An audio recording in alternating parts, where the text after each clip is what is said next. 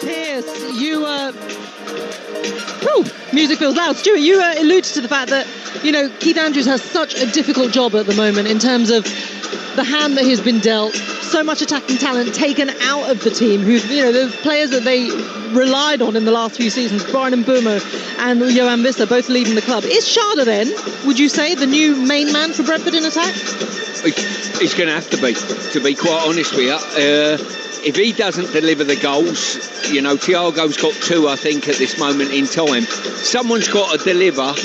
You would think for Brentford to stay in the division, someone's got to deliver somewhere in the circa of, I would have said, 12 to 18 goals, somewhere in that band, If they don't do that, they're going to be looking over their shoulder for a long, long time. And I learnt something new today about getting contracts. In my managerial career, I never knew that the Vatican City offered contracts. I found that out today, so that's good news. Isn't for that me. Great news? I never heard a word from the Pope in my managerial career. Maybe because I'm back for the other side. I don't know. I don't know why not. Maybe it's a Portuguese thing. Who knows? With Ruben Amorim, it could be that, the kind of continental thing. Yeah, Britain are out. Brexit changes everything, doesn't it? Exactly that. Well, look, there is pressure on Keith Andrews today. They've dropped 8 points from winning positions, Stu, so far. They scored the first goal 4 times, but they've won just once. Yeah. Huge problem. Yeah, it is. To get your nose in front in the Premier League, the stats go through the roof in the chances of you getting something or not being beaten. So that will be a real disappointment to him. And I think the thing is as well with Keith, I think he's learning on the job, if you like, here.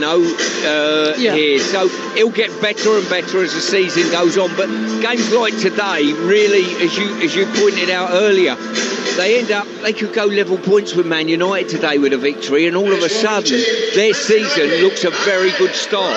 Yeah, it could all change quickly, couldn't it? 2 clubs at the bottom half of the table at the moment, very different sizes and global esteem. 2 managers who've yet to stamp any real authority on their sides, despite the different lengths of their respective tenures. But today is an important day. Brentford consistently getting the better of United recently. United haven't been good on the road either, and Brentford are unbeaten at home so far this season. I wonder which way it's going to go. Let's find out as the teams are out in the company of Stuart Pearce. But first, Sam Matchface. Thank you very much, Resmi. Hello, everyone. Welcome to West London. And London is packed today, isn't it? Tottenham playing a little bit later live on Talksport. Chelsea on at 3 o'clock just down the road. Crystal Palace welcome the champions. There's the rugby going on at Twickenham. And as Stuart hasn't stopped going on about, Oasis playing Wembley a little bit later on today. But London is not a trip that Manchester United have enjoyed recently. Not that they've enjoyed many recent excursions from Manchester. Results just appear to slide away. Manchester United are winless in their last 7 away Premier League matches, a run that dates back to March. It's their worst run in 6 years, and their record in the capital is even worse. They've lost 15 of their last 24 visits. Every United team is standing on the shoulder of giants, and living up to expectation is always difficult, but after a win over Chelsea, they have the opportunity to record back-to-back wins in the Premier League under Amorim for the first time. It's time to look forward, not back in anger. Brentford have made their worst start to a Premier League season, but they troubled Chelsea. They roughed up Villa with the master plan of power, physical and direct football. Can the Red Devils roll with it? We'll find out. Brentford switch to a back 4 today. Manchester United start the front 3 together for the first time here at Brentford's GTEC Community Stadium. Referee is Craig Pawson. The VAR is Andy Madley. It's black shirts with thick white yellow trim for Manchester United, yellow shorts and yellow socks, and Brentford in those traditional red and white striped jerseys with big red patch and white numbers on the back, black shorts and black socks, and they will attack the goal away to our right in the first half. Lots of games going on in the WSL this lunchtime. Arsenal in action. We'll keep you in touch with that. Over on Talksport 2, Coventry take on Birmingham in the Championship. We've got all the goals as they go in from 2:30. Adrian Durham takes you around the grounds, including Chelsea, Brighton just up the road, Palace against Liverpool, City against Burnley, whilst on Talksport 2 it's Southampton against Borough. Tomorrow we're around the grounds from 1:30 on Game Day Live. We're at St James's Park, Newcastle, as Arsenal come to town.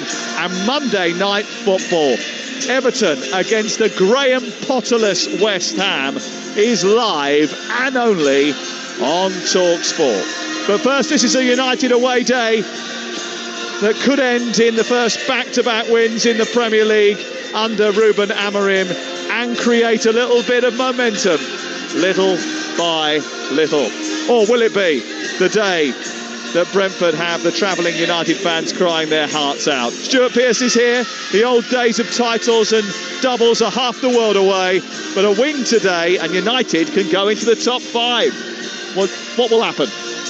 Well, what else? Got to tell you will happen. That has been some of your best work ever on your introduction. I'm one of your biggest fans, fella, but you've really pushed the bar up once again.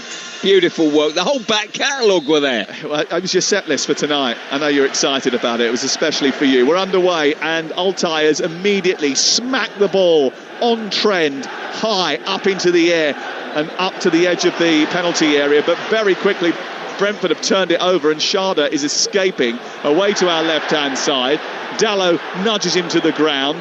No free kick according to the referee, Craig Pawson, and we play on with United in possession. Fascinating start to the game, Stuart, where the team in black and yellow line up all on the halfway line. It goes back to the goalkeeper and he just smashes it downfield, and they said, right, have a fight ball. Yeah, I think the last time I saw something as clinical as that, it was Watford versus Brentford some time back. I'd gone to have a good look at Brentford, and literally every player was on the halfway. Every player, outfield player, was on the halfway line. Went back to the goalie, and then they steamed forward. But you're right in what you're saying. Brentford playing that back four. Change of tactic from last weekend, that's for sure. Yep, and you were there last week when they were beaten by Fulham. Maguire has the ball deep inside his own half. He plays it square and back to De Ligt. De Ligt out to the right-hand side, where Dallow then turns and comes in on his left foot and elevates the ball to the halfway line. Doesn't quite reach its intended target of Yarmouk, and Brentford mop up and come forward with Jordan Henderson, who plays it square to the halfway line. And Coyote strides over into Manchester United territories, midway beyond the edge of the centre circle and the edge of the D, down the right into Henderson, who's had a lot of touches early on in the game. The heart of that midfield, plays alongside Yarmouk with Damsgaard just in front of him. And Damsgaard very creative in the early part of the season, and he's on the front page of the programme today is Mikael Damsgaard. On the second page of the programme, the 3rd, the 4th, the 5th, the 6th, the 7th, and in the centrefold with a poster as well. Obviously very popular around here. Yeah, I couldn't believe it. I thought it was his testimonial when I got here and saw the exposure the kid had. Ball played up to him, edge of the penalty area, cleared away by Dorgu, and it's put out for a throw-in on this near side. I wonder what's coming here, because this is level with the edge of the United penalty area. Brentford attacking the goal away to our right-hand side, and Coyote is about to swing it in. Yeah, he's actually starting his run-up from the media room. That's how far back he is, Sam. Coyote just putting his left hand in the air and then approaching the white line of the perimeter of the pitch, torpedoes the ball high, right under the goalkeeper, and it evaded everybody, actually, and he ended up just landing upon it, Altay. Didn't look particularly convincing there. It might have been our angle, but from behind the goal you can see that Thiago was putting him under pressure. It did actually just go straight into his arms. Yeah, as I say, Brentford had someone right on top of the goalkeeper, but he just vacated that position and moved forward slightly. If he'd have stayed where he was, he might just have got a contact. But already we've seen danger calls from one of those long throws into the box. Brentford unbeaten in their last 3 home games against Manchester United, looking to extend a remarkable record against them, really. United's only Premier League win here at the G-Tech Community Stadium came back in January 2022. Remember who the manager was back then? 3-1 victory? No. Ralph Rangnick was in charge then. God, yeah. Flex giving a big fist pump for that. Obviously one of his favourites. Yeah, I think he likes Ralph.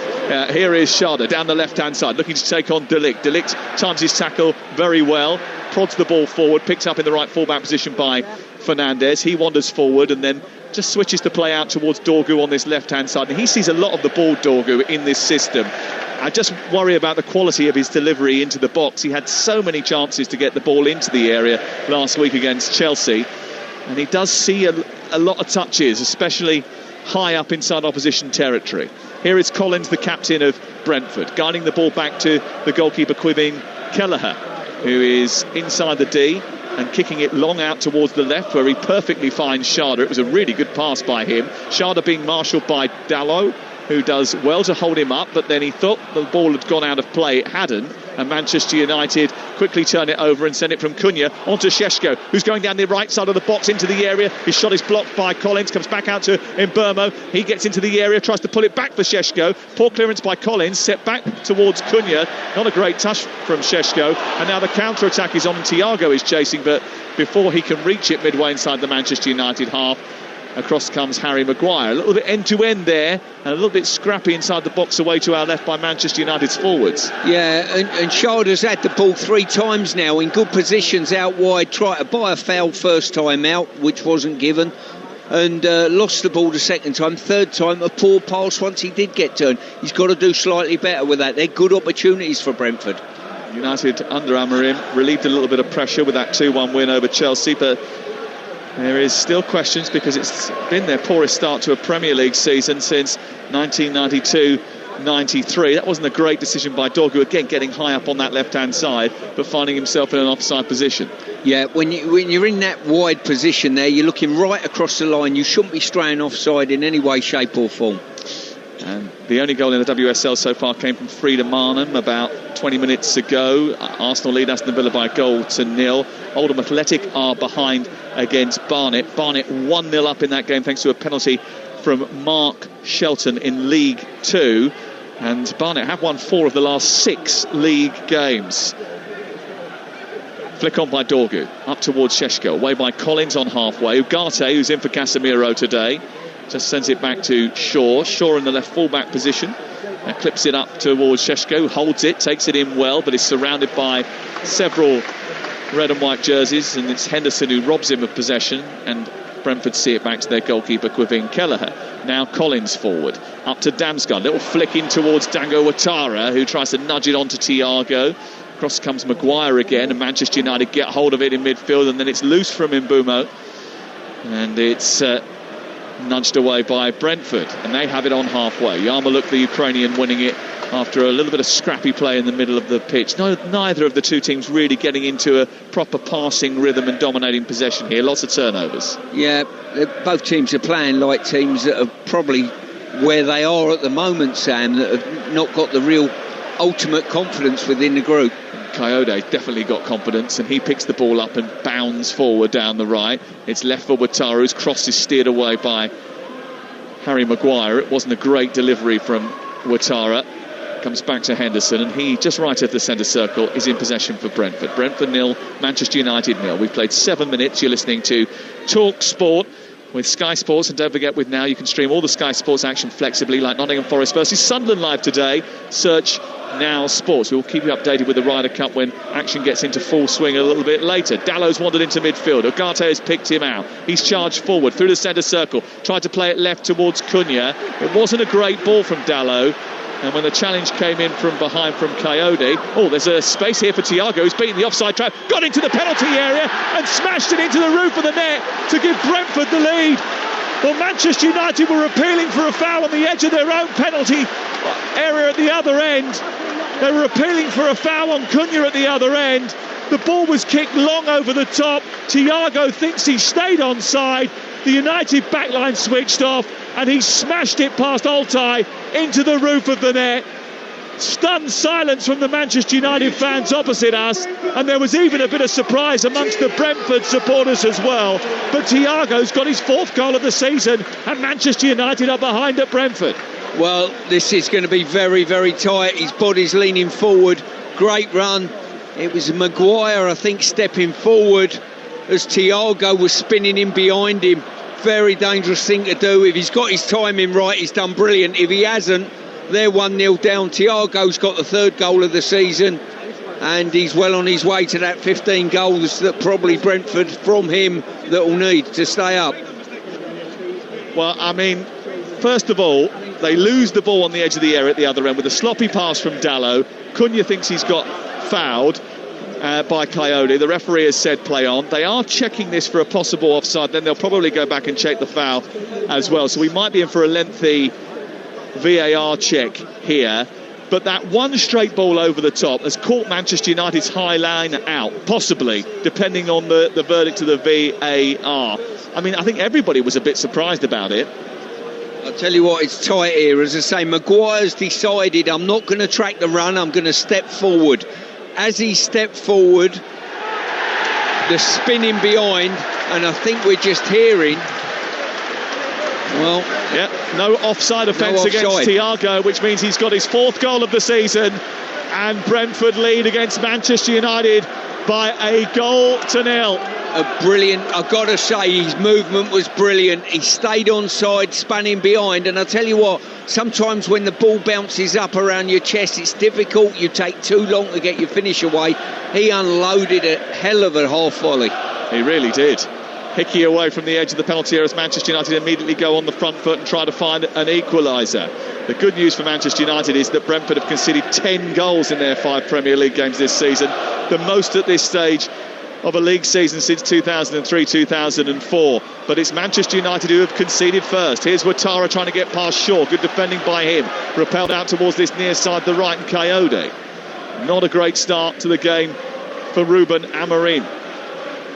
One ball over the top. I mean, they were moaning at the other end on the edge of the penalty area about a possible foul on Cunha, which wasn't given.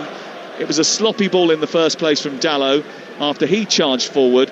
The Manchester United backline went right up on the halfway line, and Thiago timed his run to perfection, had the whole of the Manchester United half to charge into, and as the ball bounced over the top, he just cracked it into the roof of the net. It was a fantastic finish. I mean, it doesn't get more accurate than that. It just kicked up off the floor, almost on the half volley, and he steered it right into the postage stamp on this near side. Yeah, he certainly did. I'll tell you what, the referee's doing brilliant here. There's about 3 or 4 players that have gone down cheaply looking for free kicks, and he said no chance, and the game's gone on by it. The players will learn by it, and obviously a goal's been conceded by it as well. Crewe Alexandra lead Notts County by 1-0. Mickey Demetriou with the goal. Crewe winning their first 4 league games for only the 2nd time in the club's history, but they've picked up just 1 point from the last 5 league games. And they haven't been scoring too many goals, but they're on the score sheet today. They lead by 1-0 against Notts County. And Wimbledon are 1-0 up against Wycombe Wanderers in League One. Wimbledon building a little bit of momentum at the moment, and Omar Bougiel has scored after 11 minutes. It's 1-0 here to Brentford against Manchester United live on Talksport. You spoke earlier about De Ligt stepping into midfield. I wouldn't say it was an actual case of him stepping into midfield for the Brentford goal, but he wasn't in place. That leaves Maguire on his own, and he's lack of toe these days. Here is Cunha, edge of the area, trying to shoot from the edge of the box whilst he was off balance and being pulled back by Hickey. Steers it wide of the right hand upright, and it flies behind and away for a goal kick. Stuart, sorry. Yeah, his lack of toe this day and age would leave him isolated, and if you're Brentford, you've had a good look at that and say, look, if De Ligt steps in at any given time, any balls either side of Maguire beyond him, make sure you're spinning and going into those channels. But I said to you before the game, I wonder whether or not by changing this formation, Brentford, they thought they could get at Manchester United. I'm just looking at the way they're setting up now. Every time they have a goal kick or they're in possession from the back, they're lining up their 3 front players, Ouattara, Thiago and Sharda, against the Manchester United backline, the 3 central defenders of De Ligt, Maguire and Shaw, because they think we will beat you in a foot race if the ball goes over your head. Yep, and as I say, they've been readily looking to spin that ball in behind. Henderson certainly has been looking for it and spun a couple of passes in behind already. They've already done it once and they might do it again. Here is Cunha, just short of the edge of the penalty area, tries to poke it through to Mbeumo, looked for the return, didn't come off, cleared away by Collins. Fernandez into Ugarte, centre field, as Swansea go in front against Millwall, and Zan Vipotnik is having a brilliant season so far. That's his 6th goal in his last 7 appearances in all competitions, and Swansea under Alan Sheehan on a really good run are in front again. Cunha, little dab into Shaw halfway. Now Šeško coming centrally, tried to curl it out to Mbeumo but didn't get it right at all, and it's cleared away by Brentford, who look to build again. They lead by a goal to nil. Damsgaard over the halfway line looking for Dongo Ouattara. He cuts in, tries to go past Dorgu, gets back well, nudges the ball out of play, but it's another one of those big long throw-ins that is incoming. And we've played just a little over 14 minutes, and Manchester United haven't really got into their rhythm yet. They've looked a little bit scrappy when in possession of the ball. A couple of poor passes, and one of those has been capitalised on by Brentford. It's a beautiful morning here in West London, but the clouds have started to come over just beside the A4, right on the west of the city's perimeter. And Manchester United have rather congested that penalty area to try and defend this throw. It's launched in by Coyote right towards the near post, and the goalkeeper comes and has to push it away from the postage stamp area and out for a corner. It's a dangerous delivery, that. I mean, because any touch, if it goes past the goalkeeper, it counts as a goal. Obviously, if everyone leaves it and it goes straight in, it doesn't count. Someone has to touch it, but the goalkeeper couldn't take a risk, so he pushed it round for a corner. Yeah, Ouattara's just in front of him, causing him the odd problem, but goalkeepers, they're off looking at the referee to bail him out with a free kick, and it wasn't coming. The referee's set his tempo today. Damsgaard in towards the near post. It's a good header by Fernandez, but it wasn't the best of deliveries from the Dane. Goes back to Aaron Hickey, who's 10 yards short of the penalty area, inside the Manchester United half, and Brentford lead by a goal to nil. The goal coming from Igor Thiago, who's had a very good start to the season. If you think back to last season, he was the man who was supposed to replace Ivan Toney, but got a horrible injury and hardly played, and as a result, it almost feels like a new signing this campaign. Here is Ouattara far side, trying to get the cross in. It takes a deflection off Dallo, got close to him and goes behind and away for another corner to Brentford, who I think will be pretty pleased with the opening 16 minutes. Yeah, Brentford's performance probably in these early stages was very, very similar and scoreline of last week's game against Fulham in many ways. Started really well, got on the front foot, got forward, very aggressive with their running, but just faded away from the game. They'll hope that that doesn't happen this week. Yeah, they've had a habit of throwing away points from winning positions this season. Damsgaard to the far post. Ouattara with a header, back across goal, and it's fisted away by Altay from the header from Collins. An excellent save by Altay by Ndia. And he stopped the scoreline from being 2-0. Here they come again with another ball into the box. Ouattara heads it against Dorgu, who just about gets it out. Collected by Jordan Henderson and then sent wide to the right. And Ouattara trying to go on the outside, then plays it to Henderson, who's gone to the byline. He's crossing to the centre. Collins with a header. It's another spectacular save from Altay, who sticks out a big right hand as he's diving backwards and flicks it over the top of the crossbar. It's outstanding. Well, United at absolute full stretch dealing with these balls in the box. First one from a corner.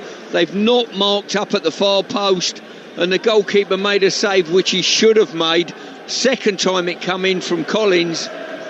His header once again, goalkeeper made a much better, Van der Berg it was that time, made a much better save. Ball in towards the far post, looking for Collins once more. Headers back across the face of goal, and it's cleared by Cunha. And then it's picked up on this near side by Yarmulke, and they move forward once again, Brentford. It is 1-0 to Brentford, but Altay's kept the score down with a brilliant save from Nathan Collins. Absolutely terrific save from Nathan Collins. As Coventry City take the lead, Brandon Thomas Asante scores for Frank Lampard's team. They lead by a goal to nil against Birmingham. And Coventry have made their best unbeaten league start in 6 years. Ugarte's given away a free kick, and this is another situation which Brentford will be licking their lips for. Trying to swing the ball in. Vandenberg and Collins testing the palms of the goalkeeper Altay Bayendier. And he's made 2 saves from both those two central defenders that have kept the scoreline 1-0 to Brentford. But they're lining up another set piece, and Manchester United have to defend it. It's Damsgaard into the area. A little flick drops loose inside the box, and Manchester United eventually get it away, and Coyote struggling to deal with Mbeumo, but just about recovers to nudge it back to his goalkeeper on halfway, and then all the way back to the edge of the 18-yard box. I wonder what Amorim's thinking, which United has turned up today after 19 minutes. Well, it's the Manchester United that haven't got into their rhythm. They've been undone physically by Brentford so far. Just to look a little bit stronger, and again, De Ligt misjudges it. Chested to Sade, comes back towards Thiago. It's saved by Altay, and Thiago puts in the rebound. De Ligt undone by the pace of Sade and the bounce of the ball. He centred it to Thiago, whose first time shot was saved by Altay. The rebound came back to Thiago. He's netted his second and Brentford's second. They've changed up the formation, they're changing the story, and Manchester United are 2-0 down at Brentford again. Well, the basics from the United backline, I'm talking about De Ligt and Dalot now.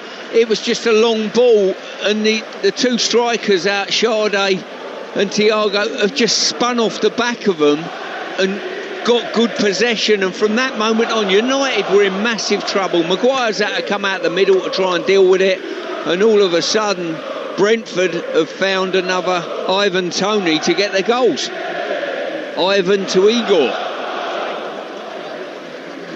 Well, Igor is eager to try and prove that he is going to be the main man. Keith Andrews embraces his coaching staff. I mean, actually Altay made a really good save from the first effort, but then the second one that came back almost squirmed under his body. I don't know if that's because he's only just got back up and then had to get back down again, but it's not looking great for Manchester United, who find themselves 2 goals down here, Stuart Pearce. Wow, incredible. What a game we've got on our hands here. And the one thing's for sure, you can see a lot more goals coming in this game if the defending stays as is. Well, let's go off to the Emirates because it's half-time in the WSL. Angelina Kelly. Half-time, Arsenal 1, Aston Villa 0. Arsenal have dominated this first half, going ahead 10 minutes in with a goal from Frida Marnham, who has been brilliant so far. There haven't been many chances for Villa, only 3 touches in Arsenal's box, but they've worked really hard defensively to keep Arsenal's advantage to just 1 goal. Half-time, Arsenal 1, Aston Villa 0. Well, back here at the G-Tech Community Stadium in Brentford, it's Brentford 2, Manchester United 0. We played just 21 minutes. Igor Thiago with his 4th and 5th goals of the season. He's their leading scorer. His first goal for the club came as a penalty on the opening weekend of the season in defeat at Nottingham Forest after so many injury struggles last year. But boy, has he hit the ground running today. Manchester United look like they've just got out of bed. Here is Thiago. The ball running through to Ugarte, who is in that central midfield position because of the suspension for Casemiro. Incredible, Sam. I've just had a text from Flex who's asked me if I've got the Pope's number. They need divine intervention bowl accounts from our United supporter sat alongside us. Flex is literally sitting there with his head in his hands. He can't quite believe what he's watching here. As again, the ball goes up to Šeško. He can't hold on to it. He can't find a pass. And it's very quickly snaffled up by Sepp van den Berg, and Manchester United lose possession again. Clipped forward by Collins, high up into the air. It's away by Maguire, flicked away by Dorgu in the left fullback position. Shaw into Cunha. Cunha trying to turn. He had a good record against Brentford last season, Cunha, but it was the ball into him from Dalot which led to that half-hearted sort of appeal for a foul, and very quickly saw the ball go up the other end that started this cascade into turmoil for Manchester United. Here's Dalot picking the ball up right side of the Brentford half into Šeško, trying to shoot towards the near corner, and it's saved by Kelleher. It's a shot on target for Benjamin Šeško, but nothing that really troubled the Irish goalkeeper too much. Well, there's a lot of games we cover, Sam, where you don't get much goal mouth action, but certainly the goalkeepers and the defenders have been called into action pretty regularly in this one. I mean, he must have made Altay 4 saves already in the game. Yeah. Here is Collins kicking the ball long up to Ouattara, wins the header against Shaw, and then it's sent over the top for Ouattara to chase with Shaw, who's actually going to get there first on this occasion. He plays it against Ouattara. It goes down a play and away for a throw into Manchester United. But that's what I was talking about before. When the ball's turned over, they've got those three fast, speedy players up against that Manchester United backline, and they fancy themselves. Yeah, they certainly do. From Brentford's point of view, it's just a case up, back, over the top, and then run hard and chase the ball and chase the United defenders down. Well, there was a lot of talk about Manchester United over the course of this week. They've had a lot of shots, but they don't have much of a conversion rate, and that is a major issue. But today, it's not the problem. The problem has been dealing with the balls into the box and the high balls over the top, and giving away silly set pieces, and they've done that again now. Hesitant defending cannot happen against this team. I'm looking at the United lineup, right, and if you're playing at Old Trafford and dominating the game, to have Mbeumo, Sesko and Cunha up the pitch is one thing. You've also got a player that's more offensive-minded in Fernandes. So all of a sudden, you've got four players out of the defensive lineup, and it's down to the others to defend the rest of the team. You've got to defend as a team, especially when you're 2-0 down away from home. Well, there could be more trouble here because they're lining up yet another set piece here, Brentford, and Damsgaard and Hickey are standing over it. It's perpendicular to the right edge of the penalty area and about 10 yards further back. It'll be arced in towards the edge of the 6-yard box, and it's headed down by Collins. There was a lot of pushing and shoving going on, and I think there was a foul in there on De Ligt by Collins, and it's going to be a free kick just in front of the 6-yard box. It's 2-0 to Brentford, both goals coming from Igor Thiago. Brentford 2, Manchester United 0. The latest odds are available from Betfair, the official betting partner of Talksport's Premier League coverage. Right now you can get Brentford at 7-2 on to win the game. The draw is 5-1. United are 8-1 to come back and win the match. That's all thanks to Betfair. Play in a different league this season with Safe Sub from Betfair. 18 plus, begambleaware.org. Here's Ugarte at the other end, trying to nudge it into the path of Dorgu. Dorgu just trying to turn it under the crossbar. Oh, it's a mishap. Comes back to Šeško, and he's fired it in. It's a double save, and then Šeško turns and smashes it in, and Manchester United are back in the game, and Benjamin Šeško has his first goal in Manchester United colours. Well, Kelleher, who made the initial mistake when coming for that high cross into the box from Dorgu, then made two really good saves from Šeško, but at the third attempt he slammed it home, and it's 2-1. I've got to tell you, Sam, woeful goalkeeping from Kelleher. The ball's gone in, he's flapped a punch under a little bit of pressure, but not extreme pressure. Just checking that ball stayed in play. Awful. Then he's got a grasp on one, saved another, and then United are back in the game. As I say, there's going to be a lot of goals in this game because neither team look as though they can defend particularly well. I mean, they're complaining now that there was a foul by Mbeumo on Kelleher. I mean, it was... If they give a foul for that, we're never going to see a forward be able to challenge a goalkeeper. It was soft. Well, what the referee's done from start to finish, he's not give silly little fouls or silly little pushes. So I'll be surprised if he overturns this, because he's let so much go before it, and I commend him for that. Yeah, I don't think he can give that as a foul. I don't think that is a clear error. He was watching it in front of it. You can't intervene in these circumstances. You know, this is very similar to the situation we had down at Fulham, you know, where someone was getting involved when they shouldn't be getting involved. This is not enough of a foul. If those three officials that are watching the game on the pitch don't give this goal, then okay, I can understand it being checked or whatever. But they gave the goal, they saw the foul, and do you know what? The VAR shouldn't intervene. He hasn't intervened. No foul is the decision. It's a goal, and it's game on, 2-1. Yeah, correct decision. Referee saw it on the pitch and stuck to his guns, and rightly so. Goalkeeper really poor on the first punch. The second one, he's just grappled it back into play again instead of pushing it wide of the danger zone. Really poor from Kelleher. Well, we've got a 5-4 on our hands here, Sam. I'm telling you, we've got a 5-4. I'm telling you, I knew there was going to be goals in this game. It's absolutely crackers when these two meet. And in fact, this place is just full of goals. It's the most goal-laden venue in the Premier League, the G-Tech. and that's why people love to come and watch it. Do you know what? I was actually in a cafe in Chiswick earlier on today, and a bloke came up to me, Bow, and he said to me, do you know what, you can't get tickets to go to Brentford anymore. One, because there's only 17,000 that can get in here. He said, but because it's so entertaining, you never know what's going to happen. He said tickets are going on resale sites for 400 quid a pop. Well, if you get entertainment like this, then why not? It's been good entertainment. 29 minutes gone. Fernandez floats the ball into the penalty area from deep right high into the edge of the box, but it was viciously whipped in and it was headed away by Sharda and out to the far side. Altai has it as Leighton Orient go in front and then a peg back. Aaron Connolly for Leighton Orient, then Harvey White for Stevenage. It's 1-1 in the game at Brisbane Road. In League One, both sides seeking to climb into the top half of the table today. Here is Luke Shaw. Remember, over on Talksport 2, commentary against Birmingham and commentary in front in that match. 2-1 to Manchester United, to Brentford here against Manchester United. Šeško on the score sheet for the first time for Manchester United after Dorgu put a high ball into the box and Kelleher flapped at the cross, then made two good saves, and at the third attempt it was slammed home by Šeško.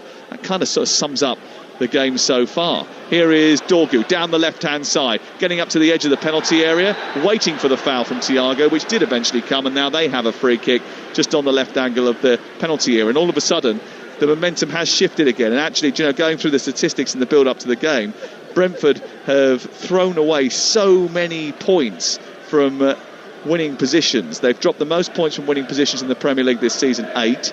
Only Newcastle 26 years ago and Fulham in 2007 dropped more points when winning in the first 5 games of the season.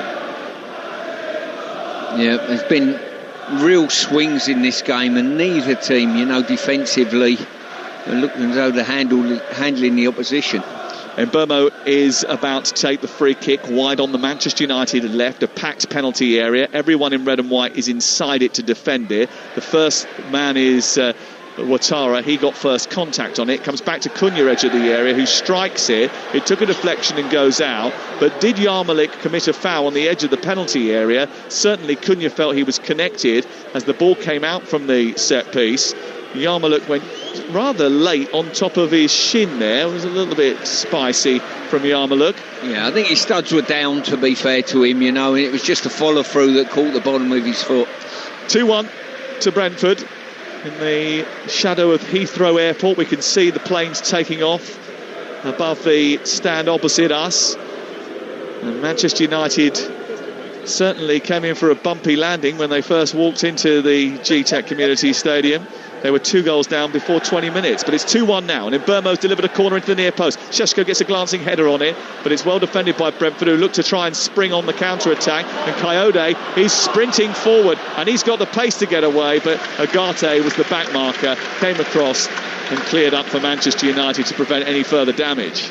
Once again, United looked as though they might get a shooting opportunity, and all of a sudden Brentford saw daylight and off they went like the Red Arrows.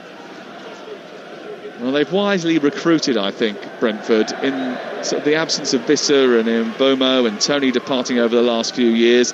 They've got Thiago. OK, they had to be patient with him because of the injury, but certainly he looks like a find. They brought in some experience in Jordan Henderson. They were hoping to get the best out of Kelleher. I don't think we've seen the best of Kelleher so far in a Brentford jersey, but it's certainly a very talented goalkeeper. And Coyote, who plays as the right back and sometimes as the right wing back, I think he's a terrific player, and he was the one who was leading the charge there, carrying the ball 20 yards up the pitch, getting into opposition territory and away from danger from the set piece they just had to defend. Kelleher under pressure from Šeško, sends it long over the halfway line. It bounces in front of Shaw, and he allows that to run out of play, and it's a throw in just short of the halfway line. The stocky Luke Shaw with an extra little bit of sun in there, I think. I think he's gone for the extra highlights this summer. I think he's lost a little bit of weight. He normally looks a little bit more dumpy round the midriff, do you think? I can't really talk, to be honest with you, so I'm not going to get involved in that discussion. I mean, you're the physical expert, and well, I am telling you, I think he's lost a little bit of timber there, fella. Well, if you know, then that's it. I think he does look sharper than he has done in a while, but it's been difficult for him, hasn't it? I mean, he's had lots of injuries. Yeah, indeed. Here is Vandenberg getting it back to Kelleher. Wimbledon take a 2-0 lead against Wycombe Wanderers. Steve Shedden with the goal. And the ball over on the far side with Aaron Hickey of Brentford. It's sent long by Yarmulke, but it was a little bit wayward, really, just a hit and hope. And then Damsgaard's committed the foul on Dorgu. And another stoppage in play here. We have played 33 minutes. It's been rip-roaring entertainment. The quality's not exactly the highest level, but it's been certainly entertaining. And it's Manchester United trailing away at Brentford by 2-1. Igor Thiago with the goals. And Benjamin Šeško for Manchester United just pulling them back into play, and within one of their hosts, who do perform much better here than they do away from home. Here is Shaw, back to Maguire. Maguire guiding it all the way back to the goalkeeper. Goalkeeper Altay, who made 4 saves in the match already, but conceded 2 goals. He's wearing a bright pink goalkeeping jersey today with dark trim. He's defending the goal away to our right in front of the Manchester United supporters, who have had some tough trips to this stadium in the last few years. The ball's gone out of play over on the far side. I think it's going to be another long throw here. They did debate taking it quickly, but Schade has now dropped it and left it for Coyote to switch from the right side over to the left to toss this into the box. The set-piece coach of Manchester United has come out, Carlos Fernandez, to try and organise the response to this catapult that's about to befall them. It's launched in towards the near post. It's a Manchester United head that gets there first in Maguire. He heads it back out to the far side, the left. Coyote chasing, wins it, gets there in front of Mbeumo. I wonder whether or not he could have just left that and let that go out for another throw. Well, I couldn't believe that he's done what he's done. The ball's bounced up and he's had to jump in the air to try and secure it and keep it in. And he's had to use his head to do so. For me, just duck under it and take your chance with another long throw. Well, we've had 3 goals in this first half, and we've had a couple of big saves as well, Stuart. But it's been some morning, hasn't it? I mean, we've had a bit of a helter-skelter day with Graham Potter being sacked earlier on, and we think it's almost certain now that Nuno Espirito Santo is going to take charge of training today, so he'll be in charge of the Monday Night Football, which is live on Talksport. Everton against West Ham with Nuno Espirito Santo in the dugout. And remember, Jamie and Jason doing the game day phone in a little bit later on. I'm sure that West Ham fans will want to have their say. 03717 2233 44, but your calls for a little bit later. Here is Damsgaard for Brentford, who lead Manchester United by 2-1. Back to Henderson and then into Damsgaard. Stuart's got an even busier day because he's going off to Oasis later. Here is Šeško into Cunha. Cunha now trying to charge forward. He gets away from Yarmulke. He's into the Brentford half. He's on the edge of the D. He's got Fernandez joining. He goes for goal himself. It takes a deflection and goes behind after a good challenge from Collins, and it's squeezed out for a corner. But you just wonder, with Fernandez having made up so much ground on the outside, why he didn't pass him the ball. He is livid with him, to be quite honest with you. Cunha's done well. He kept running, drew defenders to him, and then just rolled the ball aside like the great Pelé did a few years ago in the World Cup final. That was the pass. Charity bet. Here is the corner far side to be taken by Mbeumo. He places it down and is getting ready to swing it in left-footed. Šeško at the back post. Maguire and De Ligt up from the back. Ugarte is the furthest Manchester United player away from the action. He's 10 yards outside the penalty area. It's a high one towards the back post. Maguire with a header, cleared away by Vandenberg, but back into the edge of the area by Dorgu. Shaw couldn't turn under pressure from Henderson, and then Fernandez elevates the ball into the box rather aimlessly. It's easily caught by Caoimhin Kelleher. You're listening to Brentford 2, Manchester United 1 on Talksport with Enterprise Rent-A-Car. Whatever it is, they are here for it. Well, the crowd put a roar up there where Kelleher caught the ball. I don't know whether that was sarcasm or not. Here is Cunha down the left-hand side, in towards the edge of the 6-yard box, well defended by Coyote, and then cleared by Henderson. It's out for a throw on this near touchline. And I wonder now whether Manchester United are going to try a long throw with and Diogo Dalot about to try and I'll tell you what, a few years ago you couldn't put on a long throw at the club. It was shunned upon, wasn't it? Yes. You know what I mean? You'd have been shamed out of it, wouldn't you? I mean, Tony Pulis and Big Sam must be absolutely rolling up now, watching all the so-called pseudo coaches launching long throws into the box. Yeah, well, they're rolling in it after the advert they've just done, I think. Here is Dalot in towards the near post, headed away by Collins, comes back out to the edge of the right side of the box, and it's away by Ouattara, who hacks it over the halfway line. Ugarte scurries back. That is a personal hate of mine. Ball goes over your head, you're the last defender, and you've got to run back 40 yards when the goalkeeper, who does no running whatsoever in a game, stands there, and you run to get the ball, which rolls past his ankles. He's just looking at you. He is. Ugarte expending a lot of energy to run 40 yards to get the ball, and Manchester United have had to expend a lot of energy to get back within touching distance of Brentford in this game after Brentford established a 2-goal lead. Thiago with 2 goals, both of them avoidable, I think, actually, for Manchester United, especially the second one where De Ligt is just hesitant down that left-hand side, and the first one where if Dalot plays a better pass into Cunha, that move doesn't break down and the turnover doesn't happen. Well, I think it's fair to say all 3 goals, the coaching staff come Monday morning look at it and say totally avoidable.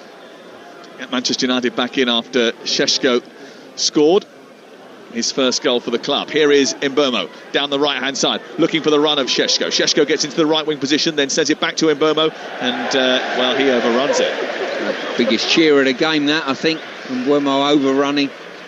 Brentford fans enjoying that. Not so Ruben Amorim, who is on his haunches inside the technical area. He springs back up and walks to the left edge of the technical area. He's got instructions to pass on here. He always looks $1 million. I mean, he wears the club shop, doesn't he, Ruben Amorim? But he always does it well. He's wearing an Adidas Originals bomber jacket today, which goes rather well with the new third kit, which you may have sort of looked at and thought, actually, do you know what, I've seen Manchester United wear that before. It is a sort of retro vibe back to the end of the 90s.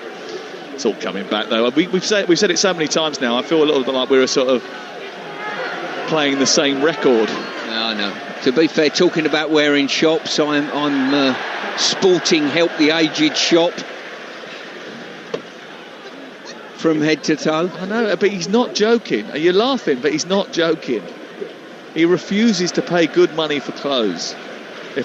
Usually he gets them free. I thought you were going to embark on a little plug there for your mate's label. That's what I thought was coming out, so that you got more free gear. I only spend money on the big 3 in my life: cappuccinos, holiday and concerts. Apart from that,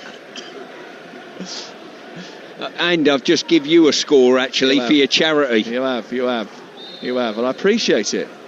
Don't spread the rumour I'm generous, though, for goodness sake. Manchester United have been pretty generous with their defending so far, and with 4 minutes to go before half-time, Kelleher has launched another ball into the box. Not been defended by Manchester United particularly well, although Ugarte has now recovered the ball, picked up by Shaw, edge of the area, under pressure from Henderson, who's harassing him, goes back to Altay, and he just decides to bang it forward. I mean, there's no one in the other half of the field, but he don't care, he just wants to get it away from harm's way. And it goes up and out of play on this near touchline. Keith Andrews pretty happy with what's happened so far, although he'll be a little bit irked by the goal that they've conceded here today. And Brentford, who have had their worst start to a Premier League season, desperate to try and move up the table and away from harm's way. They started the day 4th from bottom in the Premier League. Tackle by Thiago, a tangle with Dorgu. The ball goes out of play and it's out for a throw. The referee doesn't want Cunha to take the throw in from that position. Go back 10 yards, he says. Cunha gives it to Dorgu. Dorgu gives it to Shaw. Shaw throws it into Ugarte. He's immediately harassed. Shaw then pumps it forward. It goes straight out of play.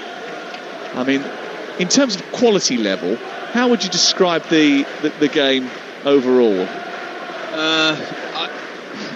Scrappy is the word. Yes. Probably best describes it. we've had 40-odd minutes of this game, and I couldn't tell you who's going to win it at this moment in time. You know, it's the team that makes the least mistakes will end up winning it. Yeah, it's certainly not top-level slick passing football, but we've had our entertainment provided by a couple of mishaps, but also the propensity for both teams just to get the ball into opposition territory and go on the attack. And they're doing that now, Brentford. Down the right-hand side, Thiago trying to get away from Ugarte. His challenge nudges it out for a throw-in, and it goes out for Coyote to restart the action. And Brentford in possession again with 2 minutes to go before the conclusion of the first half. And Brentford leading against Manchester United by 2-1. Not a happy homecoming for Brian Mbeumo so far. But there is still another half of football to play. And here is Coyote right side, so key to this team now after signing in January. Brilliant young player who came in from Italy, has appeared in all 8 games now this season, started all 6 Premier League matches, 14.7 million quid from Fiorentina. And he's the one throwing the ball into Damsgaard now. Down the right side of the Manchester United box, onto Ouattara, whose cross is a good one. Thiago was coming in underneath that, and it needed an intervention. And Manchester United got ahead on it and cleared it away. Comes back to halfway. Yarmouk looks up. It's forward towards Ouattara. Away by Shaw, who just leaps at the right time. Fernandez forward. Mbeumo tries to go down the outside, but Hickey is on the cover. And before Mbeumo can get hold of the ball in the right wing position, it goes out of play and away for a Manchester United throw. Second yellow card for Birmingham City for Jack Robinson. So they're down on the scoreboard, and as far as personnel is concerned, down to 10 players, Birmingham City, who trail away at Coventry. 4 minutes of added time at the end of the first 45 here on Talksport. Dalot wising up for a long throw. Fernandez wanted it played short. It didn't come his way, and he's furious about it. Now the throw-in does come. It's a long one towards the edge of the 6-yard box. Flicked away by Thiago, who's back there helping out.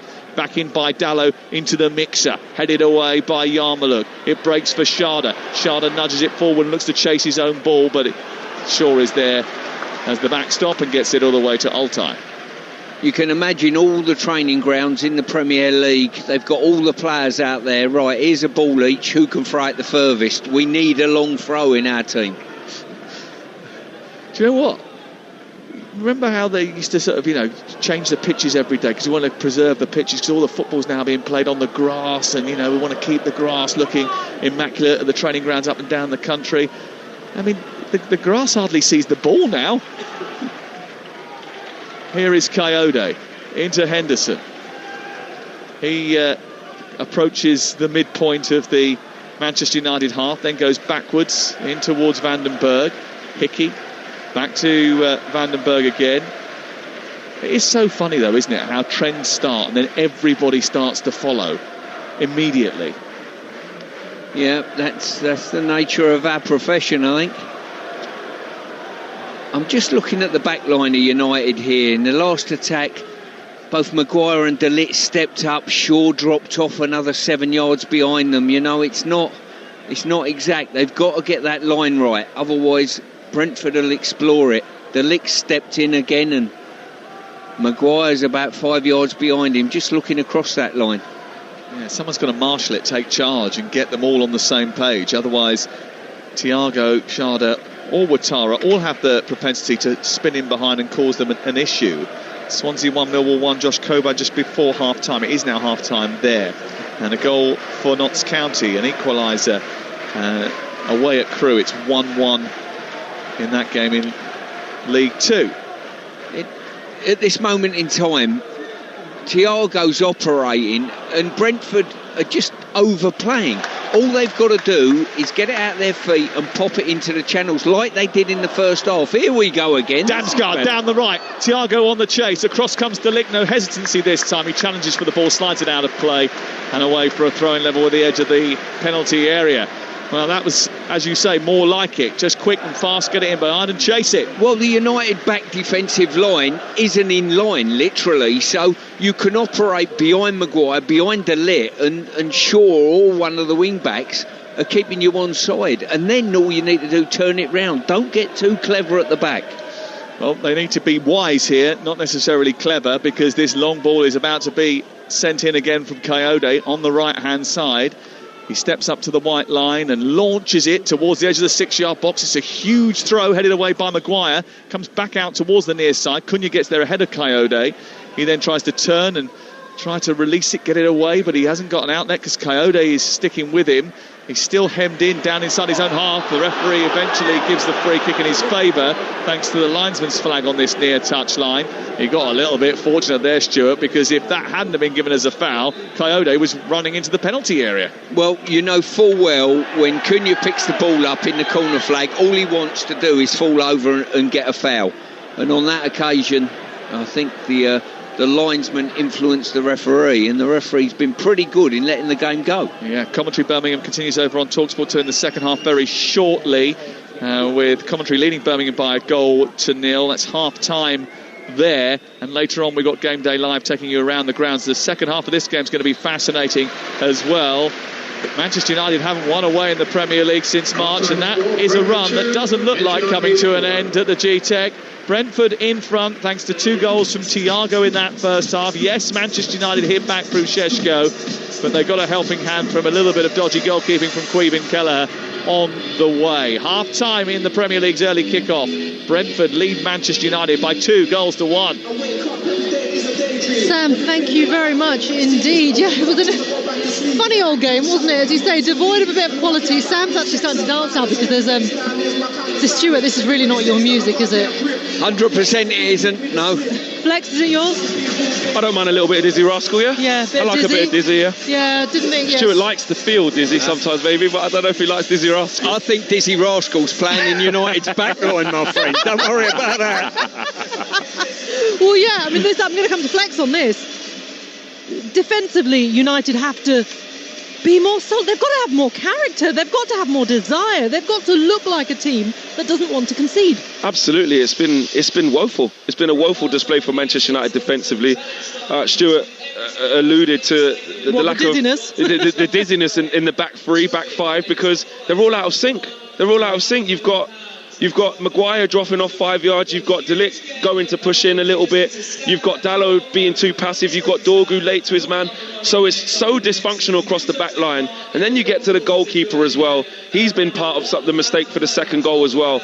And they're just not in tangent. And all Brentford have done is hit hopeful balls or intentful balls into good areas. And Manchester United have either gambled or not been engaging enough in the instances of the ball being in those areas, and Brentford have come off on top with really, really soft goals. And down the other end for the goal that Manchester United did score again from Kelleher, it's a mistake as well. So a mistake-ridden half from both teams, but Brentford have had the clearer opportunities. Altay Bayindir, before he conceded the first 2, had saves to make as well from long throws. Manchester United were under the cosh at that time. The game could have been out of sight, 3 or 4-0 at that point. So really, really poor. It really could have, couldn't it? I mean, from a Brentford point of view, something we were talking about pre-match, Stuart Pearce, we were talking about the change in trends in the Premier League, even though it's a small sample, the first 50 games of the season. But we've seen a lot of long balls, and both the goals came from long balls. Exactly that. It's causing United a problem. Now, as the half's gone on a little bit, Brentford all of a sudden have got decent possession in their back line, but they're slow on the build-up, and they've turned the opportunity down to turn United round. If you want to cause them the biggest problem, draw the back line up slightly, operate in the spaces in between them and just behind Maguire when they're a little bit out of sync, and keep spinning it in behind United's back line. The worst you'll get is probably a throw-in in the corner flag. It's quite simple, isn't it, actually, when you put it like that? It's so easy to get at this Manchester United side, and it's something we'll probably discuss later on, but I'm a Tottenham fan, and we would see Ange Postecoglou let games slip away from us because he refused to be adaptable. What Keith Andrews is doing today from last week is being adaptable, and that will win you games. 100%. I mean, people worried about Keith Andrews coming into this season, stepping out of the set-piece coach role that he was here at Brentford into the hot seat. You've lost the best part of 40 goals between Johan Visser and Brian Mbeumo. You've lost the captain in Norgard. You've lost the keeper in Flecken. And of course the manager. So it's a big change. But what he's managed to do with Manchester United coming to the G-Tech Stadium is say, right, let's have a look at Manchester United. Let's see what tools we need for this job. Different horses for different courses, different formations for different games. And that's worked. And don't get me wrong, the Achilles heel of Brentford looks to be rearing its head in terms of their throwing away leads, and we'll see how the second half transpires. But he's been adaptable, and it's yet another manager that's looked at Ruben Amorim's style and said, well, I know exactly what Ruben Amorim's team's going to do. Ruben Amorim also says he doesn't know how we're going to turn up, etc., etc. But he's had a look at it, and Man United have been sussed out. They're going 3 for 3 on the front line against the three centre backs of Manchester United in terms of Shada, Atara, and Thiago, and they're putting Manchester United under the cosh. And it's consistently. It doesn't matter who Manchester United play, and you can argue about players making mistakes. You can argue about players having to take accountability. Yes, but when your formation or your strategic, look on the game is so consistent and it's wrong, it's going to get exposed. Yeah, and it has been exposed, hasn't it? Stuart, what's going to give in this game? Is it going to be mistakes? One of the sides just give up something, lack of concentration? What is it going to be? Because something's got to change in the second half for United, certainly. I would say there's more chance of a goal coming and the game turning by a mistake than an actual real quality bit of play. If Brentford decide they're going to come out here and keep possession of the ball and try and see the game out and see the lead out, I think it'll be costly, and United will get a point or even go on and win the game. What they've got to do for me is keep turning United round like they did in the first 15-20 minutes of the game. Yeah, they put them under so much pressure. That'll bear fruit. Yeah. Okay, well, let's see how the second half will pan out. That was Stuart Pearce, and you were hearing also Flex, who is the host of Talksport's Manchester United YouTube show, Inside Devils. Here at the G-Tech then, at half-time, it is Brentford 2, Manchester United 1, and the second half is up after this. Game day exclusive on Talksport with Enterprise Rent-A-Car. Whatever it is, we're here for it. Food snobs get up to £50 off IKEA kitchen and dining until the 28th of September. So can people who don't like coriander. And people who air fry everything. Anyone can get up to £50 off online or at your local IKEA. Even competitive bakers. Simply sign up to IKEA Family. IKEA, the wonderful everyday. Available from 8th to 28th of September on kitchen and dining products. Minimum spend £50 for full TNCs. Visit ikea.co.uk/TNC.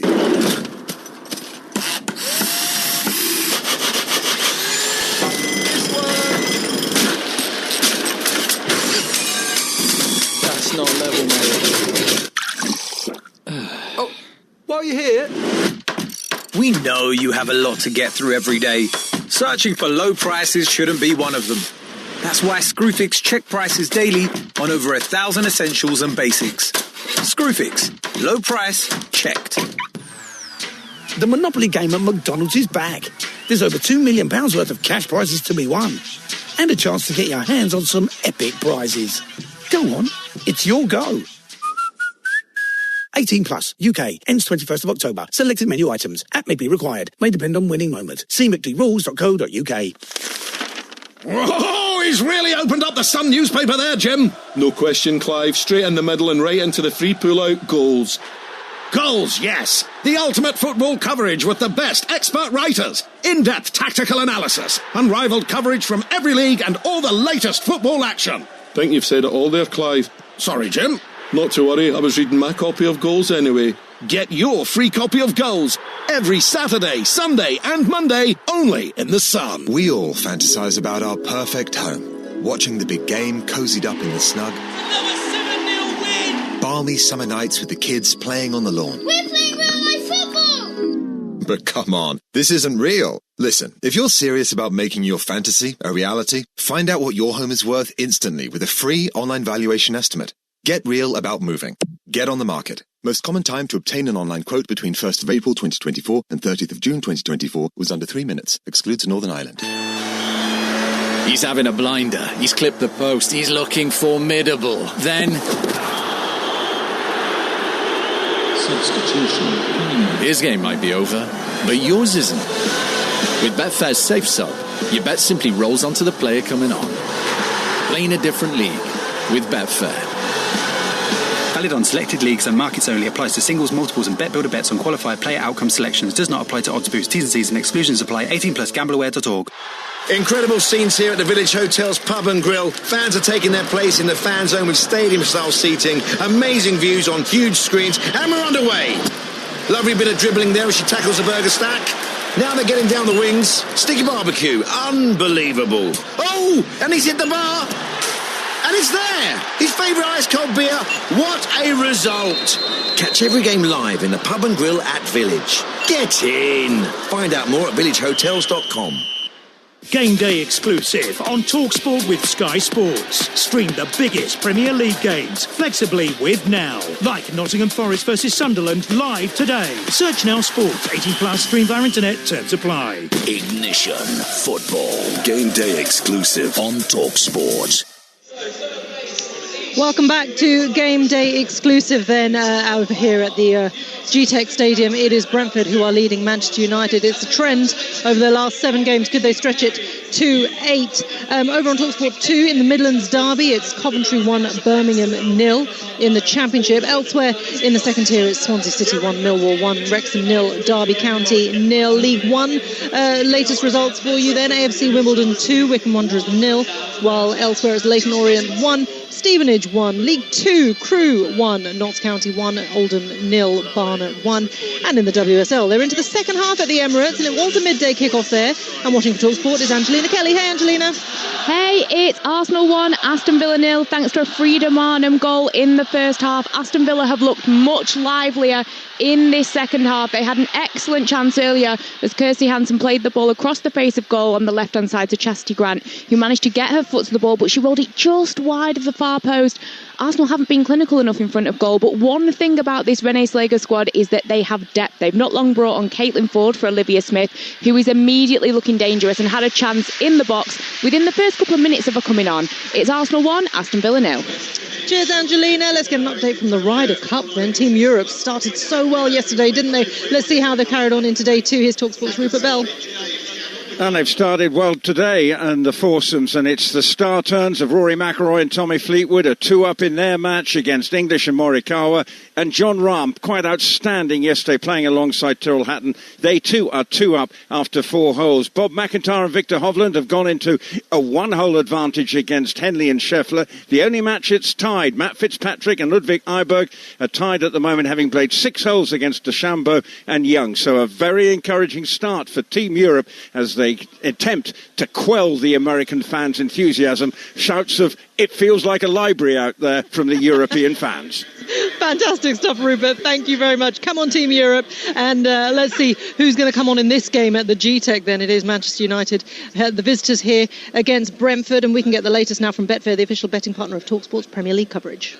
Odds update on Talksport with Betfair. Play in a different league this season with Safe Sum from Betfair. 18 plus, gambleaware.org. James Mackey's here from Betfair. James, how's it all looking? Yeah, well, what a first half. We had 3 goals. What more do you want? And Brentford, they deservedly go into the break with the 2-1 lead. And they're 5-6 favourites to hold on in the second half and take all 3 points. Manchester United, they were woeful, weren't they, for the first 25 minutes, but got their slice of luck with the Sesko goal, and they're now 7-2 to come back and win the game in the second half, and they definitely are in this game now. The draw is very much in play as well.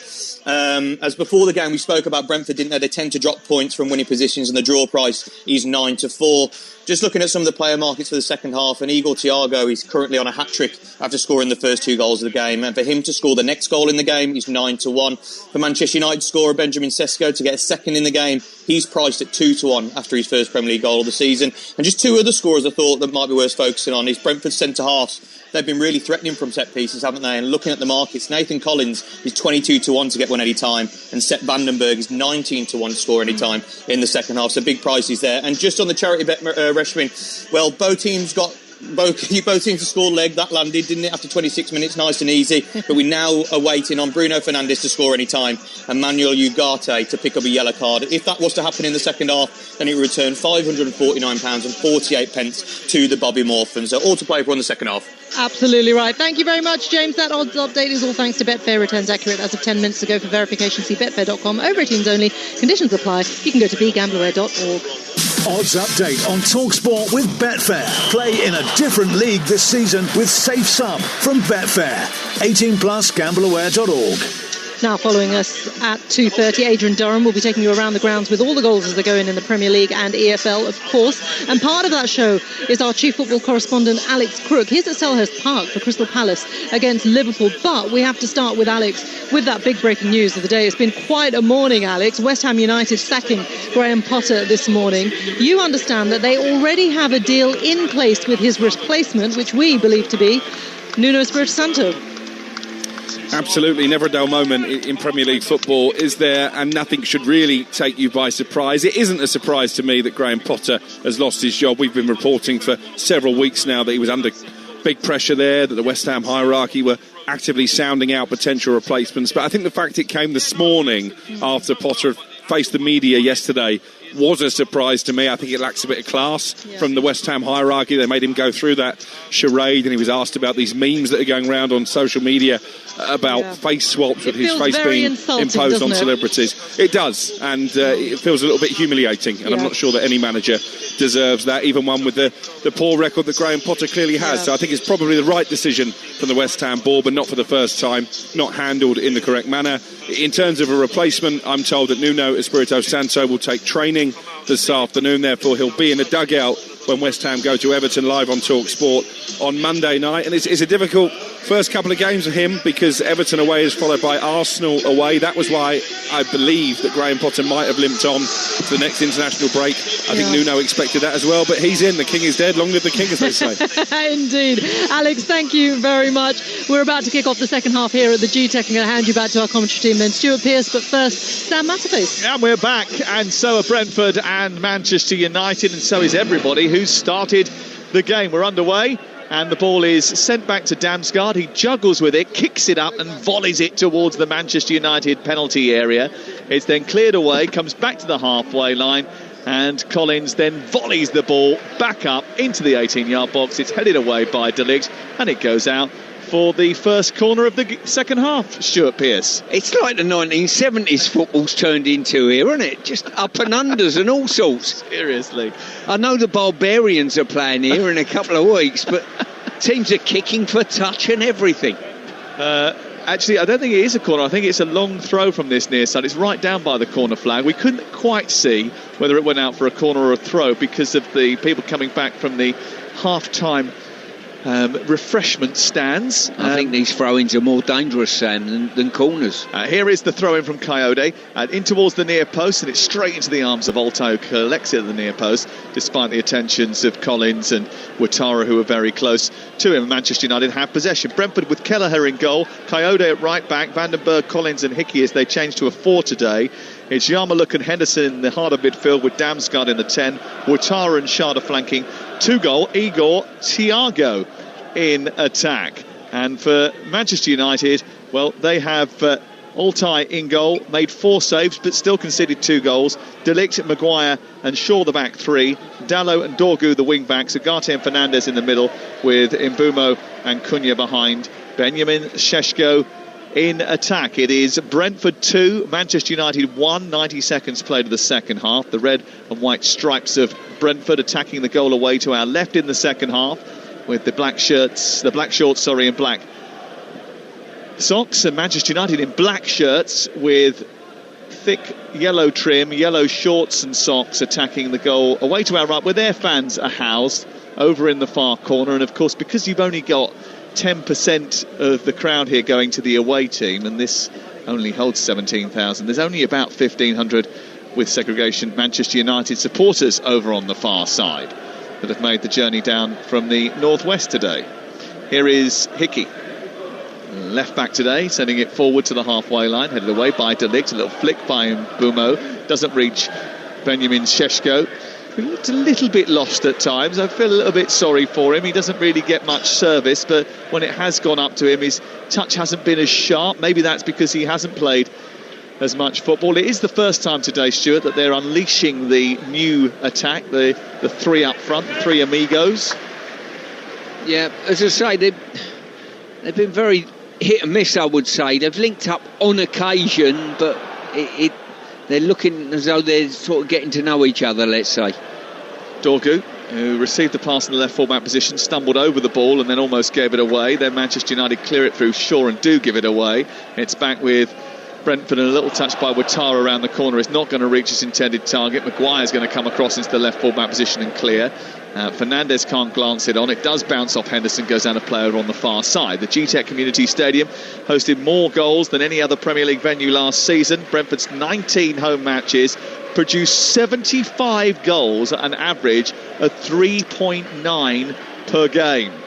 And today's fixture between these two averaged 4 and a bit goals across United's last 4 visits, and we're on course to continue that trend today. 2-1 is the scoreline here. We've already had 3.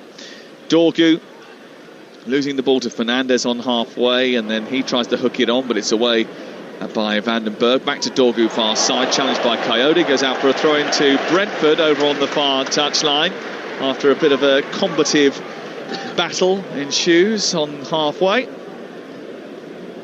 Yeah, as I say, the game just blending into a sort of pattern in this second half at the moment. Which team's going to play their game, which team's going to be imposed by the opposition. You still feel as though there'll be goals in this game without a doubt. I just wonder whether the question is not who's going to impose themselves, who's going to create the chances, it's who's going to make the biggest mistake. Indeed. Here is Schade after a De Ligt mistake, playing it through the legs of the defender onto Damsgaard, looking for Ouattara. Across comes De Ligt and manages to recover from his initial error. Picked up by Yarmouk down the left hand side again. Hickey approaching the edge of the penalty area. Manchester United 2-1 behind down at Brentford, where they have lost 2 of their last 3 visits. Damsgaard 10 yards short of the penalty area. Right side is Ouattara, wearing a long sleeve Brentford shirt and trying to turn, but it runs into traffic. Across comes Coyote as he looks to bring it down. Dorgu intercepts. United try to bring it clear, but Brentford quickly win it back. Very physical from Coyote with the challenge on Dorgu far side. Slides in, leaves something on him, gives away a free kick. Just short of the centre circle, wide on the Manchester United left. Commentary 2-0 up now against Birmingham City. An own goal by Bright Asai Samuel after just 4 minutes of the second half has given Frank Lampard's team a 2-goal lead in that match, which is looking to extend their record, and they have such a great record at the start of the season, unbeaten so far. They certainly have had a good start to the campaign, and they could go up as far as second if they get a victory today. 3 points behind Middlesbrough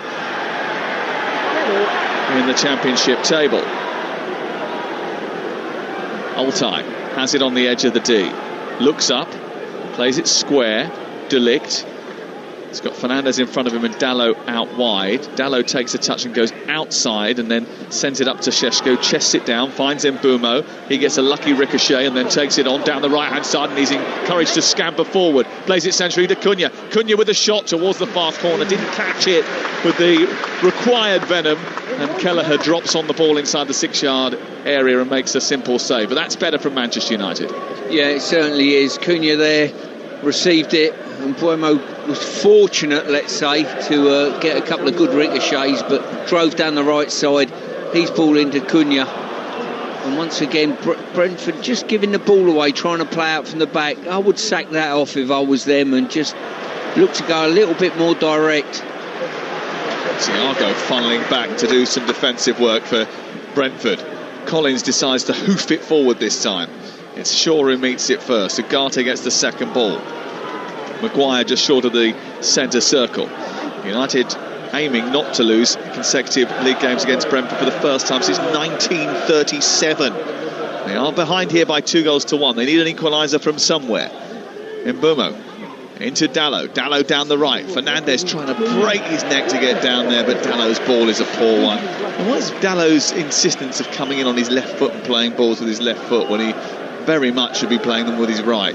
He's done it in the first half a lot. It was one of the reasons why they conceded the first goal. Yeah, poor play there. Fernandes has made a reasonable run. He's just got to play it with enough weight that it's not going to go out of play. It's 2-1 here.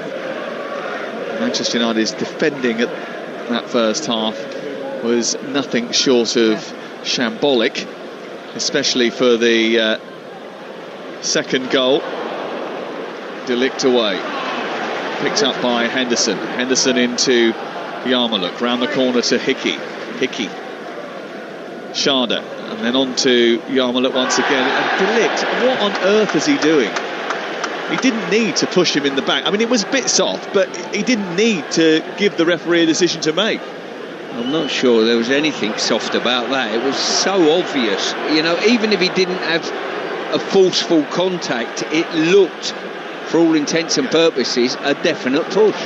And he's given away a free kick. And what you don't want to do if you're playing Brentford is give them opportunities to get the ball into your box via set pieces.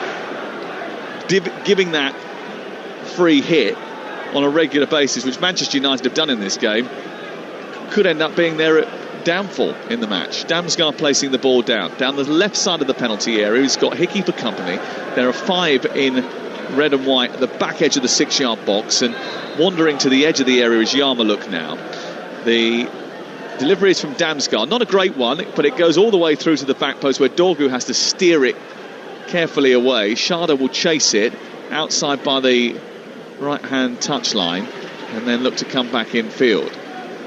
Coyote on halfway to Hickey, who's under a little bit of pressure, goes back to his goalkeeper to get himself out of that, and then Kelleher will launch it long up towards Ouattara. Dallow with a header comes out into the dugouts on this near side. Manchester United coaching staff jump up and try and get them back on the front foot.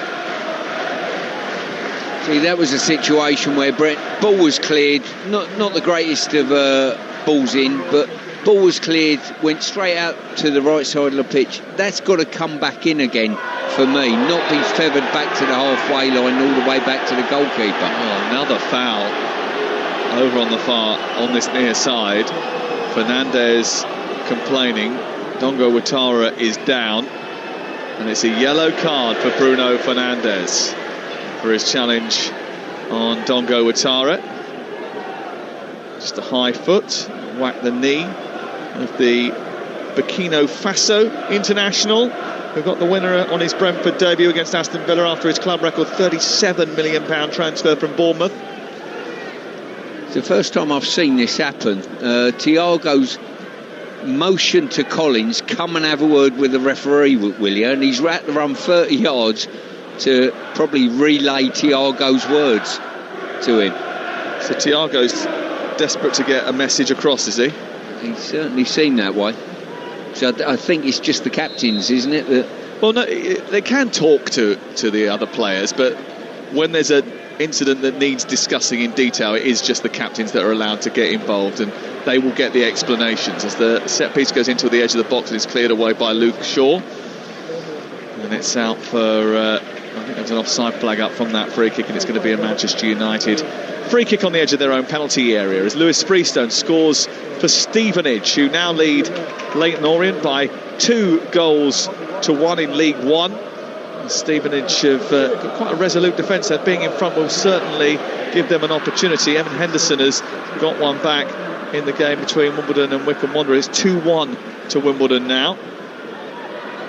Here is Mbomo into the penalty area. Lovely cross towards the far post, and Dorgu was sliding into the 6-yard area, trying to get on the end of that swirling, delicate cross in from Mbomo, but he just couldn't quite reach it. And as he cut back in on his left foot, Dorgu made the dart from the outside left channel, and he came in, maybe just missed it by an inch or two. Yeah, I think it was aimed for Sesko, to be honest. It's probably about a foot too much on it than that, but it bounced in a dangerous area and straight out of play.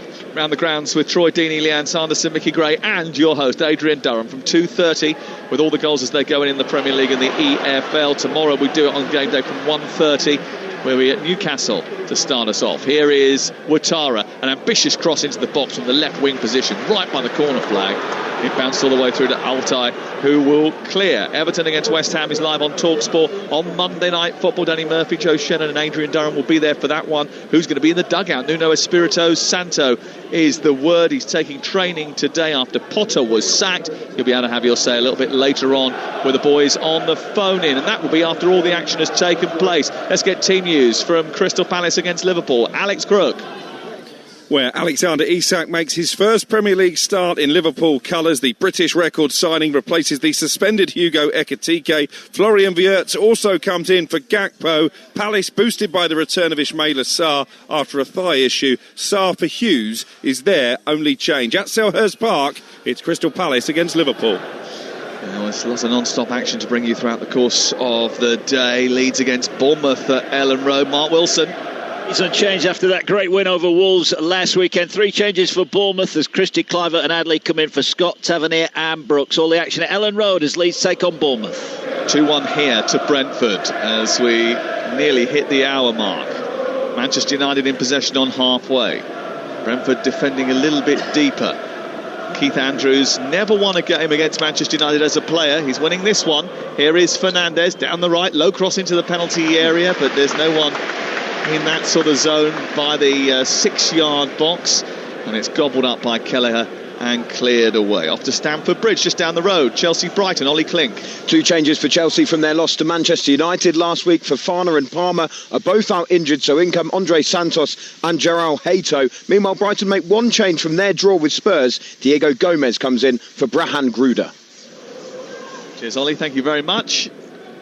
Game's just lost a little bit of tempo now here at Brentford's G-Tech Community Stadium. What do Manchester United have to do to change proceedings here? Would you be looking to dip into your bench now at this stage, Stuart, if things don't turn quickly? They need an equaliser. Yeah, they certainly do.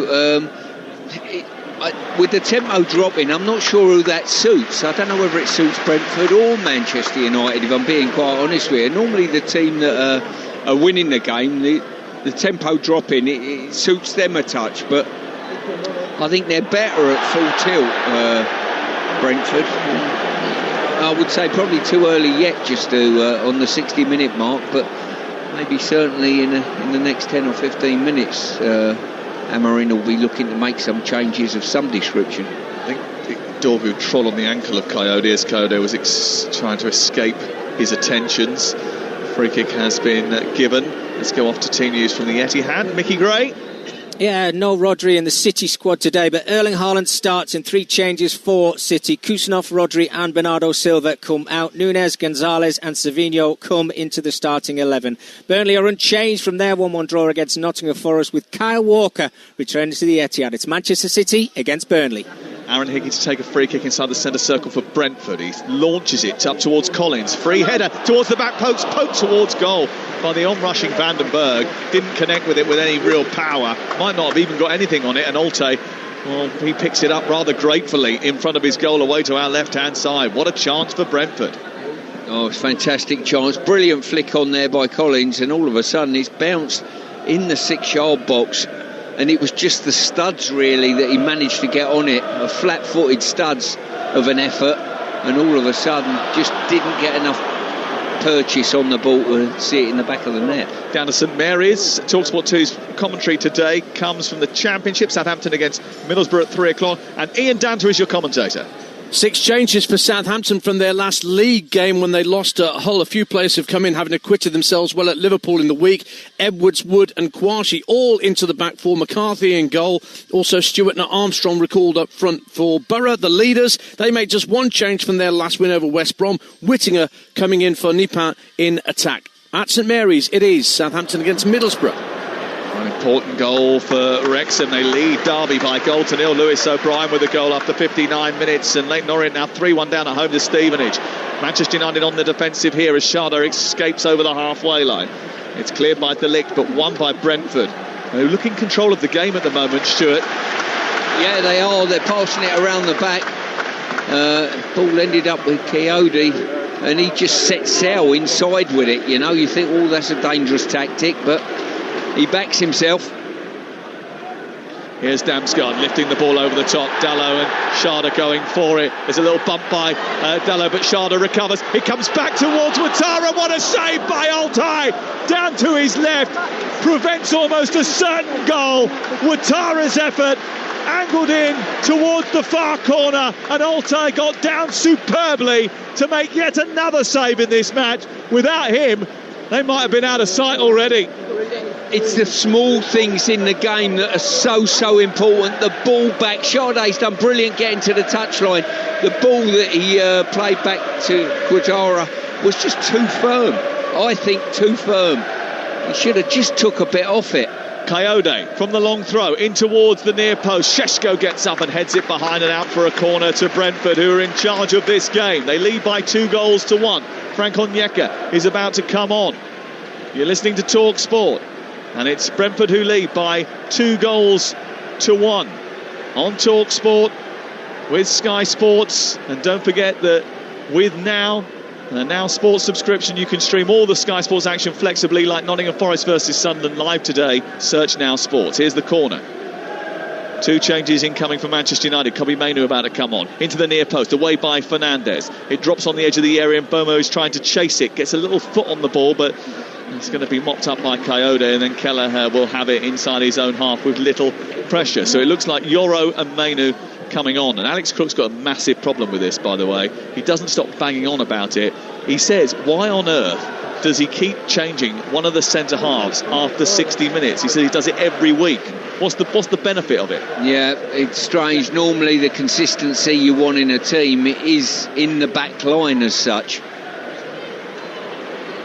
Cunha trying to get on the ball, put enough pressure on Yarmoliuk, who's given it away, and Dallow's got it now. He tries to feed it back into Cunha. Cunha on the turn, under pressure from Yarmoliuk, squeezes away from him, runs at the defence, plays it out wide, picked up now by Dallow. Can he get a cross in? And it gets it back to Cunha instead. He then tries to poke it square, but it takes a deflection. Damsgaard picks it up, and now Ouattara is looking to escape past De Ligt, who just charges across, wins it back for Manchester United. Yoro and Mainoo about to come on for the visitors, who trail by 2-1. Brentford have had the better chances in the second half. Altay's made a save, and Sepp Vandenberg has come within a couple of inches of putting Brentford further ahead in the game.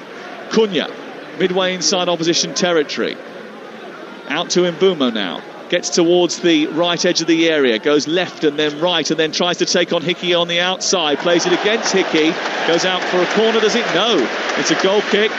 And then Mbeumo is shouting at the linesman on the near side, suggesting that he felt that should have been a corner kick. It wasn't, but Manchester United will make their changes now. And off comes Harry Maguire, and on comes Lenny Yoro.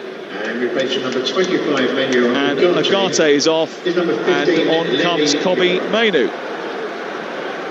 I mean, they're like-for-like changes. Nothing is going to change in terms of system or really even approach. I suppose with Agate and Mainoo, there is a big difference in terms of the ability to carry the ball and come up with a little bit of wit and creativity. Yeah, I've been a little bit disappointed with Ugarte today. Has not caught my eye at all in what he's done. Arsenal want to win the WSL this year, but they can't afford to drop any points. Angelina Kelly. Arsenal 1, Aston Villa 1, deep into stoppage time. A deserved equaliser from the visitors for Lucy Parker. Corner comes in from the right-hand side towards the back post. Parker gets ahead to it. The connection isn't great, but she follows it with a right foot, pokes it into the roof of the net. Arsenal 1, Aston Villa 1. Oh, it's bad news for Arsenal, the European champions, late on in the game. It's 1-1 there. It's 2-1 here to Manchester United. A little Rabona pass, beautiful from Cunha, out to the left to Dorgu. Dorgu, well, he couldn't control it anyway, so it was a good job he won the foul, because he almost fell over and gave the ball away, so he had to throw himself into Coyote and win the free kick, and the referee has given him it, so Manchester United get away with it. Yeah, Jordan Henderson just pointing out it's been the third time now that he's gone to ground. Dorgu rather cheaply in Jordan Henderson's mind. Here is Bruno Fernandes far side, looking to try and send the ball centrally towards the edge of the area. And they've all gone up apart from Luke Shaw. It's up towards De Ligt, who's beaten in the air by Thiago, and now the Brentford attackers are on the hunt, and Schade has gone down the left. Yarmoliuk's played a poor ball though into his path, and Shaw has cut it out. But there were so many Brentford jerseys scurrying forward there at pace that Manchester United panicked a little bit, and it was only because Schade's attempt at trying to get on the end of Yarmoliuk's pass was just a little bit too heavy from Yarmoliuk that Manchester United got away with any further damage. Yeah, good opportunity to break there. Just couldn't find that telling pass to free somebody up. Ball sent long by Dallow from the right fullback position, but a header is won by a Brentford jersey. It's come out by Shaw before it can materialise into anything. Dorgu coming forward, good feet by him. He then gets up to halfway, tries to turn under pressure, lays it back into Shaw. It was good play by Patrick Dorgu, who they picked up from Italian football last season from Lecce. And Mbeumo takes it on for Manchester United down the right. Onto his left foot, swirling crossover hit, and goes behind. I just wonder whether or not he's trying a little bit too hard to impress on his return to the GTEC Community Stadium. He was very happy to see his former teammates before the game. There's a bit of friends reunited going on in the centre circle. But he hasn't really pulled up any trees on the field of play yet.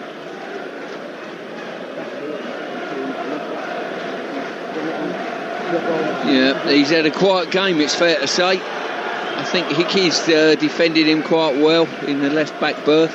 Amazing, really. Hickey, usually a right-back, but has come in to play left-back today. His first start since October 2023. He did miss 659 days of competitive action because of the injuries that he sustained. It's very pleasing to see him back playing football again. Here is Kobbie Mainoo in the centre of the Manchester United midfield to the stocky Mbeumo. Back into Dallow. Dallow to Lenny Yoro. Tall and wiry. Takes the ball up to the halfway. Plays it to Shaw. De Ligt is now in the middle of the back three. Back to Yoro again. He brings the ball out. Plays it down the right. Dallow takes it on. Dallow is just tight to the touchline. Near side. Then fires it back in field. Yoro's got it again now. Up to Fernandez, whose eyes are darting everywhere looking for the forward pass. He clips it with the outside of his boot into the path of Shaw. Manchester United have to go back because there wasn't a route forward. Every red and white shirt behind the ball here. Kobbie Mainoo back to Shaw again. It's played down the left, takes a deflection off Damsgaard. He gives it back to Shaw after a bit of a fight, and then Kobbie Mainoo with a neat little touch to Fernandez and gets it back again, and then he clips it down the left looking for the run of Šeško, away by Collins, picked up by Damsgaard. Damsgaard can't force it through to Yarmulke, and Mainoo does well to get back. And it's important for Mainoo to play well in the final 25 minutes of this game, 20 minutes of this game, Stuart, because he wants to force his way into this team on a regular basis. Well, he wants to force his way into this one, let alone that. He wants to get back in the England squad, I would fully expect. There's a major World Cup coming up, the end of the season. He'd come on the scene, you know what I mean, with a big fanfare. Lovely reverse in towards Mbeumo in front of goal. He tries to tuck it home. Collins gets a touch on him. That's going to be a penalty, is it? No. Yes, it is. The referee points to the spot. It was Cunha down the right-hand side after a lovely ball in from Dallow. He centred it in towards Mbeumo, and Collins got a touch on the back of his ankles. He went down, penalty kick. No, I think there was a pull on the shirt before that ball come in. Yeah. As I say, they're at full stretch then, ball come in, and it was a grapple, the left arm on the left shoulder. I don't know whether or not there was a clip on the ankles, then a pull on the shoulder, and the linesman has told the referee, who didn't make the decision initially, that there was definitely a foul, and the penalty has been given. And Craig Pawson just explaining that. Yellow card for Collins? I think no more than that, because double jeopardy means he doesn't get sent off for denial of a goal scoring opportunity, unless he didn't attempt to play the ball, which he didn't attempt to play the ball just then, which, you know, they are a little bit generous with those nowadays, to be honest with you. Try not to do the sending off thing. Brentford about to face Bruno Fernandes here, who has taken more penalties than most. 2 penalties in normal time have seen him score one, and one missed. He also scored in the shootout in the game with Grimsby, and he's holding on to the ball here. I don't know if there's a VAR check or what they're checking here, but we're waiting for someone to make a decision. It looks like they're going to make a substitution down in front of us as well at some point. Keane Lewis Potter is about to come on for Brentford, but this is taking a very long time to decide whether or not this is a penalty or not.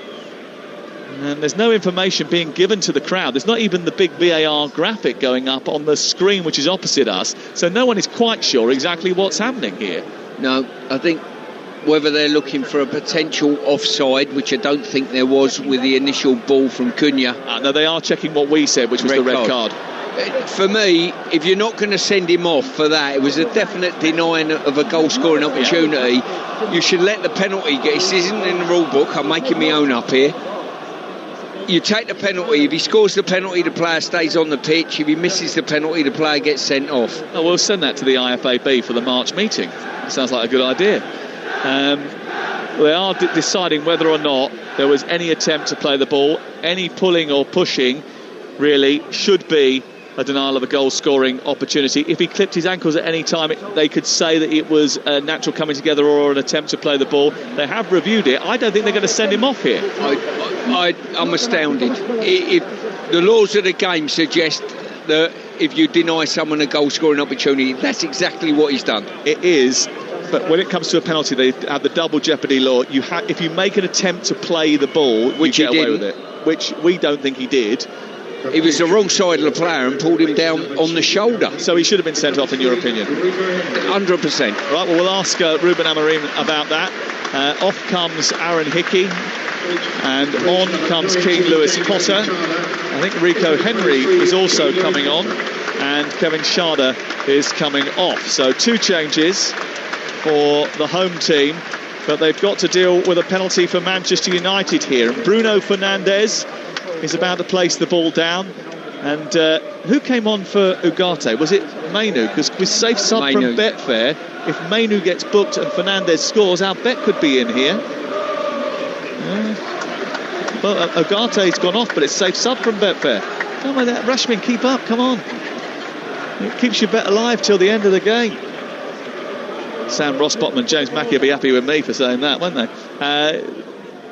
12 yards then, the distance between Bruno Fernandes and Kelleher. He hasn't scored the penalty yet. We might be getting ahead of ourselves. This for 2-2. Remember, they were 2-0 down, Manchester United. Kelleher going to be told to get on his line. Well, Kevin Schade has now come back on. They've changed somebody else now, Brentford. I don't know what the PA announcer was going on about, but Rico Henry is on. We'll clarify that in just a second for you when I think they're going to take off Ouattara instead. But the penalty about to take place then, after a very long delay. Bruno Fernandes has placed it. The referee's blown his whistle. He stares at the ball directly. We've been waiting at least 3.5 minutes to take this penalty. Fernandes steps up, right-footed. It's saved by the goalkeeper down to his left. Guivan Keller, often a very good penalty stopper, has stopped another one. And for the second time this season, Bruno Fernandes is denied by the goalkeeper. But did he move before he was supposed to? Well, I've got to say I was critical of the goalkeeper for the first goal in the first half, but that was an outstanding save. Let's have a little look here. I think he's still got his feet planted on the line. So the next question is was somebody inside the penalty area encroaching, but it didn't make a material impact, so the referee has said play on, and it doesn't face a retake. Well, great opportunity for United to get back into this game. That chance almost come out of nothing, didn't it, really? It wasn't a build-up of pressure or anything. Well, Brentford have got away with 2 then.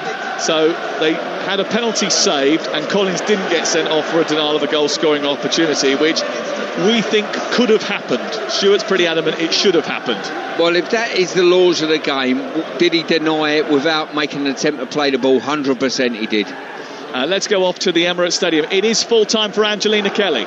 Full-time, Arsenal 1, Aston Villa 1. Arsenal drop points for the second game in a row now and will be kicking themselves as they had so many chances. They went ahead in the 10th minute with a Frida Maanum goal, but Villa were persistent and it paid off as they got a deserved equaliser deep into stoppage time from Lucy Parker. Full-time, Arsenal 1, Aston Villa 1. Just to clarify those substitutions that happened here, Henry replacing Hickey and Ouattara has been taken off for Keane Lewis Potter, and he's gone over to the far side to replace him.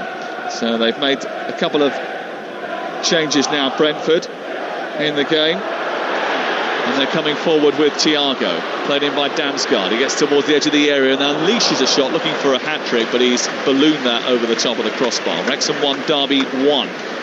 Oldham 1, Barnet 1. Michael Mellon with the penalty kick.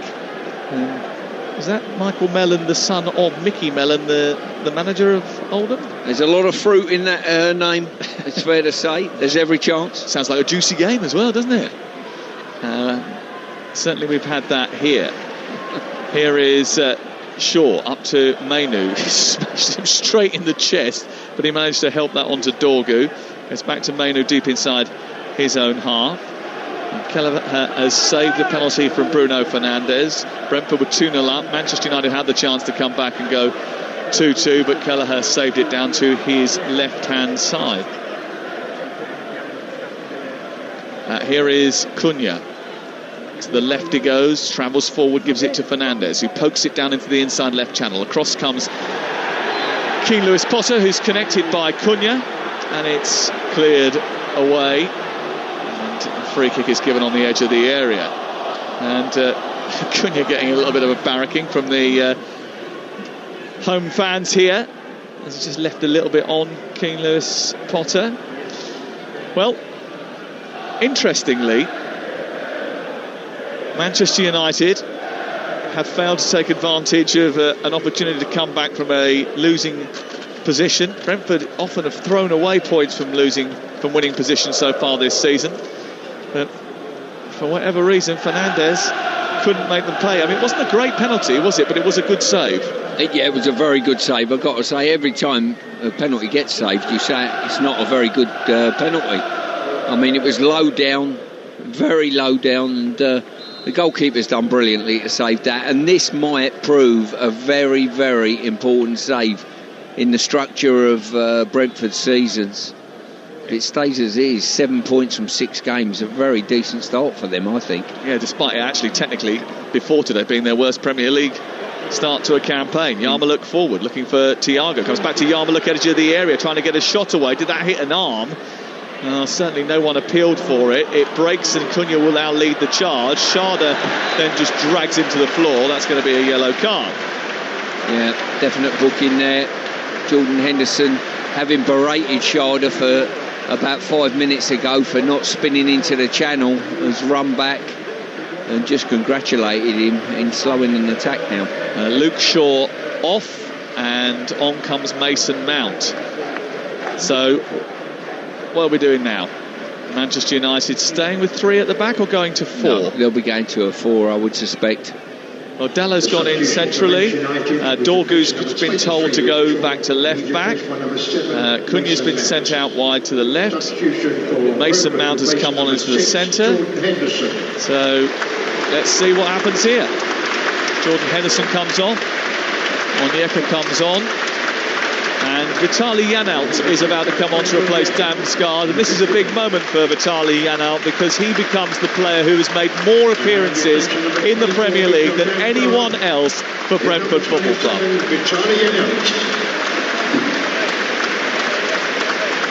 Henderson comes off, and with a word of advice for both Onyeka and Janelt, basically saying, see this game out. Victor Torp gets a 3rd goal for Coventry City, and what a season Victor Torp is having so far this campaign. He's scored now 5 goals in his last 6 league games. He'd scored just 6 league goals for the club before the start of this season. Here is Yoro, back to De Ligt. I still think it's the 3 at the back, Stuart, you know. Yeah, you could be right. As I say, it's Dallow that looks as though he's slid in a little bit here, and Dorgu at left wing back and Burmo at right wing back. Yep, looks like that, doesn't it? Yep. Here is Dorgu, far side, never changes the system. Finds Mason Mount, who scored here a couple of years ago and thought he'd won the game actually, and ended up then Manchester United conceded another goal late on. Ball's gone out over on the far side. Mount's taken it further down the touchline. Dallow is going to launch this one in from the far side. I mean, this throw went out midway inside the Brentford half, but Mount stole yards, and they've absolutely nicked yardage here, Manchester United. They are now level with the edge of the penalty area, and Dallow is throwing it in. It's a long one in towards the near post. It's flicked down. It comes to De Ligt, who hooks it towards the far post, but it's a yard over the bar. Now, that would have been a controversial one, because they nicked probably 15 yards down the touchline to toss that in, and when it came through to De Ligt, he just tried to hook it towards the far post. It wasn't far away. No, it certainly wasn't, but Cunha's right behind him and saying, oh, if you would have only left it, the ball would have dropped a bit lower for me.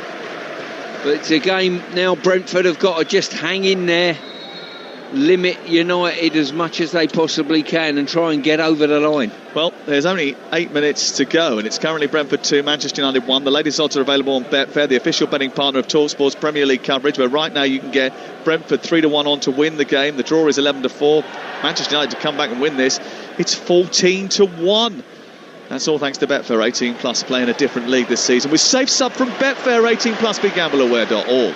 Onyeka trying to nudge it forward into the path of Schade. Oh, a slip by De Ligt, and it doesn't quite work its way to Schade because Lenny Yoro reacted very quickly and managed to tidy up for Manchester United, but there was a moment of panic there in that United defence. Keane Lewis-Potter wins the ball ahead of Mount, who was too soft in his challenge, and now Keane Lewis-Potter is coming forward, and Dorgu is anything but soft in his challenge. Clumsy, reckless, yellow card, and another set piece for the home team, who are 6 minutes away from a victory over Manchester United. Well, I think that phase of play there for both teams had everything in, and it probably summed up the game slightly, De Ligt falling over, not trusting his goalkeeper to just roll one back into him. Ball going to an area that meant that United didn't concede, and then a free kick given away, a pass given away.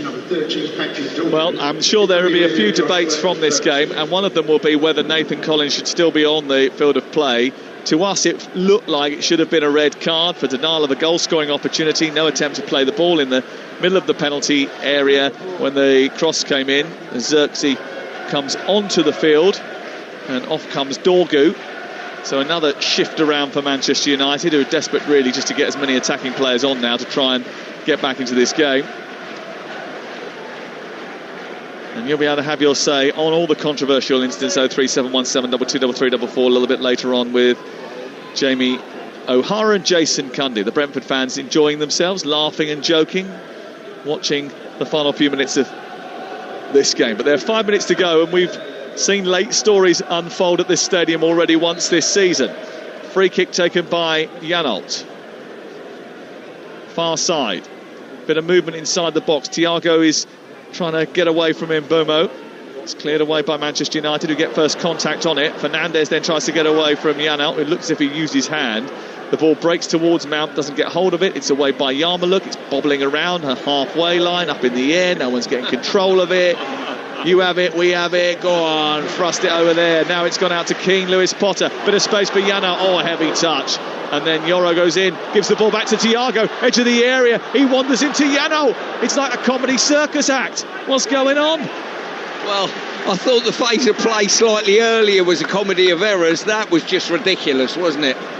No one wanted to secure the ball, giving it back to the opposition, people tripping over, and United get a goal kick. Wow.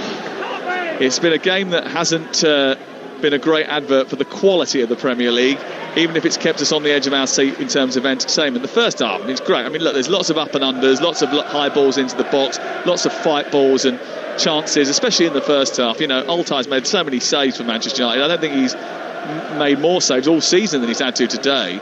But ultimately, the quality levels have been a little bit lacking, and with 3.5 minutes to go, Manchester United's killer instinct has been lacking, their creativity has been lacking. Here is Cunha handing the ball on, glancing it on to Mbeumo. Remember, this is the first time they've unleashed that trio today. He crosses the ball into the arms of Kelleher, who comes and claims, and it's cleared away. Yeah, I think he'll be disappointed about that, Amorim. The fact that Sesko, Cunha and Mbeumo are starting for the first time together today, and there's been little or no connection between the three of them. Yeah, that would be fair to say. I think on occasion we've seen it from Fernandes and one of the strikers, or a couple of the strikers, but between the three of them, not so sure. Mount trying to get the ball away from Keane Lewis-Potter. He's fouled, free kick given. Keith Andrews is not happy about that decision. You're listening to Brentford 2, Manchester United 1 on Talksport with Enterprise Rent-A-Car. Here for it. Book now at enterprise.co.uk. Remember, later on we're taking you around the grounds with Adrian Durham. We've got Monday Night Football for you, which is of real interest. It's Everton against West Ham United, who sacked their head coach Graham Potter earlier today. Exclusive commentary, 8 o'clock on Monday night. There's European football for you Tuesday, Wednesday and Thursday of next week as well on Talksport. Here is Lenny Yoro back into Fernandes. Fernandes trying to turn under pressure. Gets it to Mainu. They need to get the ball in the box here, Manchester United. It's gone wide from Mainu. Out to the right side of Mbumo. He's faced up by Rico Henry. Dalot back to halfway, and Manchester United now in the centre circle with De Ligt.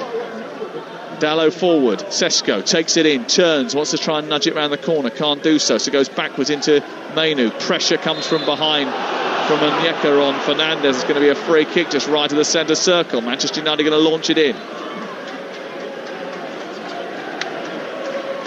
Well, United are about to lose consecutive league games against Brentford for the first time since 1937. Just shows you how bad they have been recently and how unreliable the results have been. And Mbumo's just given the ball away, robbed by Henry, and now Schade is on the charge for Brentford. Onyeka's in space inside the middle of the Manchester United half. He takes it in under pressure from Xerxes now, and they keep hold of the ball, and they keep hold of the ball well. Janol higher up the pitch, clips it down the left towards Schade. Schade approaching the edge of the area. Henry's on the outside. Schade goes through the middle, bumps into Mainu. The ball runs loose. United just about deal with it, and now there's a counter attack on, which is being led by Bruno Fernandes into Cunha. Cunha, a little slip by Yarmouk, and then Cunha went running into Coyote, and that was a bit of a hefty collision. That's going to be a free kick, and quickly a stretcher is called, or a tension is called. And Thiago is being replaced by Jensen for the last few moments. Cunha's back on his feet. They sit the medical staff back down, and Cunha wants to get on with it. Yeah, it's amazing how quickly you can get up when you're chasing a goal late in the game. Right, VAR have explained the decision not to send off Collins for a denial of a goal scoring opportunity. The referee's call of yellow card for Collins was checked by VAR and deemed that Mbumo wasn't in control of the ball. And the ink is just dry on that explanation. Well, the good news is that Monday lunchtime, Men in Black will be available, and Chris Foy can explain it all. 8 minutes of added time. That podcast available on the Talksport YouTube channel. Yeah. The clips will be around on Instagram as well. I think you'll find that Amorim will say he wasn't in control of the ball because the Brentford player pulled his shoulder. Here is Fernandes moving up towards the edge of the area. Kobbie Mainu. I mean, but the referee has made a decision. Was it an obvious error to overturn it? Do you stay with the on-field call? That's that's the sort of process now, isn't it? You know, if it's not a clear, obvious error, they don't overturn it. The bar is high. Well, I thought that was clear and obvious. Here is Mbumo down the right-hand side for Manchester United. It's clear and obvious they need a goal. Going into the final few seconds of the game. We're in injury time. It's 2-1 to Brentford. Ball dug out by Dalot. It's a poor delivery. Mount fighting for it far side. Ball goes out of play. It's a Brentford throw in the right full-back position. And there's a little bit of desperation about Manchester United now. Ruben Amorim is going to miss out on consecutive Premier League wins again. Yeah, when you consider you've had a great result at home, and then you think, well, we go down to Brentford, one or two people tipping them to go down this year, me being one of them as well. I'll tell you what, fantastic if they can come away from this with their points tally. They're above par for the first 6 games. They'll be delighted with that. Well, there's been no gifts this week of goalkeeper red cards. There's been no red card at all. Maybe there should have been for Manchester United to take advantage of this week. For Brentford, they've lost all 3 of their games away from home, but it's 1 defeat in 8 here for the Bees, whose home record might just be their saviour. They've beaten Aston Villa here, they've drawn with Chelsea, and now they're about to beat Manchester United. Mbumo, midway inside Brentford's half. Very scrappy game. Dalot into the box. It's a deep one. Xerxes with a header looping towards goal, but he didn't get it on target. And it was way over the top from Joshua Xerxes. Should he have done better with that? Yeah, is the answer. Dalot, great ball in, to be fair. He's rose really well at the far post, credit to him, and maybe he just didn't have enough elevation to get it down, Sam. Well, the Manchester United fans look forlorn. They've made the trip down today. They'll clamber back onto the West Coast main line a little bit later on. And again, they would have come away from home and failed to see their team record a victory. It's 8 straight trips on the road in the Premier League that they haven't won. Mainu turns the ball over, up to Šeško. Xerxes trying to get hold of it. Brentford are going to win here. Jensen looking to send it round the corner for Schade. Schade getting into the box. He's got players arriving at the back edge of the penalty area. Schade goes to Janelt instead, who's left side of the box. Gives it to Jensen. Jensen encouraged to shoot. Then turns back, keeps hold of it. They're managing the situation well. I think largely they've managed the game really well in the second half, actually, Stuart.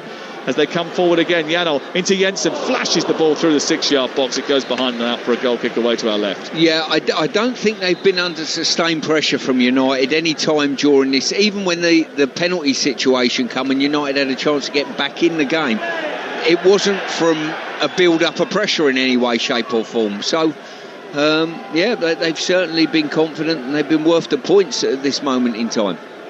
Šeško trying to chase a ball from Mount, but it's away by Collins. Collected on halfway by Yarmouk, who's had a bright game. Sends it forward towards Onyeka. De Ligt tidies up, gives it back to his goalkeeper.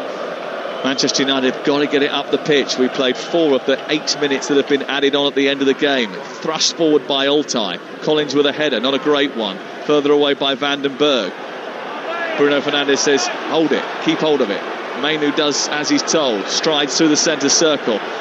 Brentford back off. Mainu carries the ball forward. He sends it wide now into Mbeumo. Mbeumo back to Mainu. Mainu's 10 yards short of the penalty area. Digs a cross out into the box. It's flicked away by King Lewis Potter. Mount goes up there.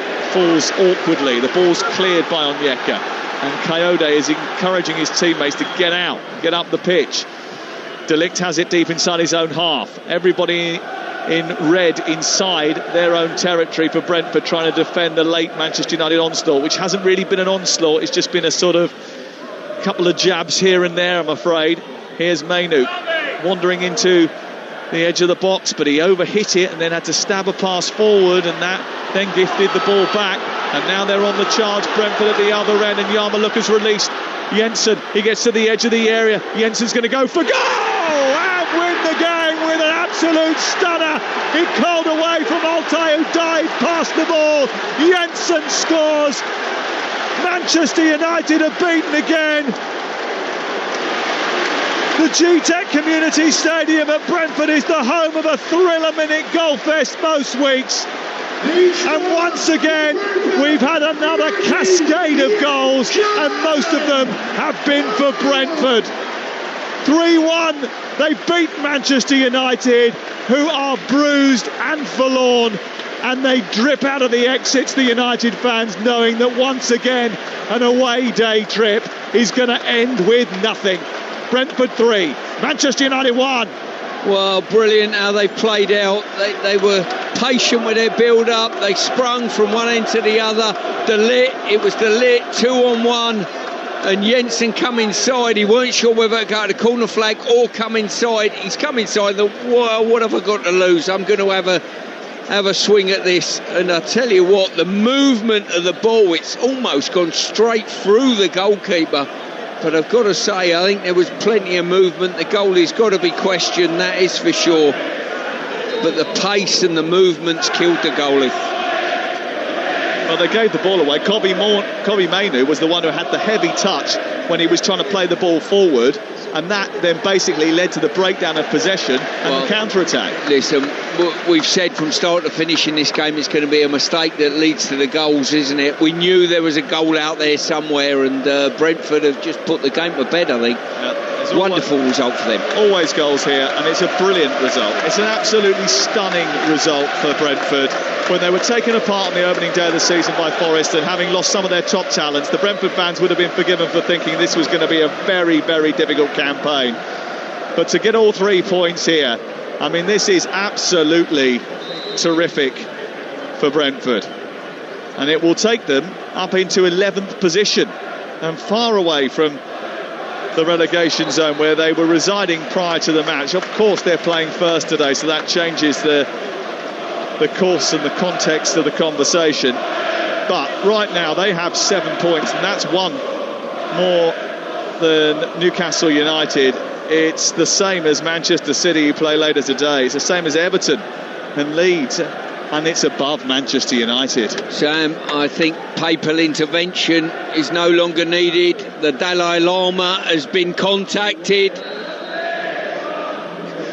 Well, certainly they need some spiritual guidance, that's for sure. Here is the free kick for Brentford right late in the game. Janelt delivers it to the far post, unmarked is Schade, and Altai has to make another save. Crikey. I mean, he's made some good saves in the game. He's obviously conceded a goal, which is a little bit questionable too. But that's it. The full-time whistle blows. One step forward, several steps back. That's just Manchester United, I'm afraid. They can never put 2 wins in a row on the board in the Premier League under Ruben Amorim. And from the minute this game started, they never looked like doing it today. It's 8 Premier League away games without a win for Manchester United. They remain in the bottom half of the table. They remain a work in progress. In fact, they don't even look like they are a work in progress. They look like they need an overhaul. Another one. Brentford took a whack at local rivals Fulham last week, and they are beaten. They have beaten Manchester United here and remain unbeaten here.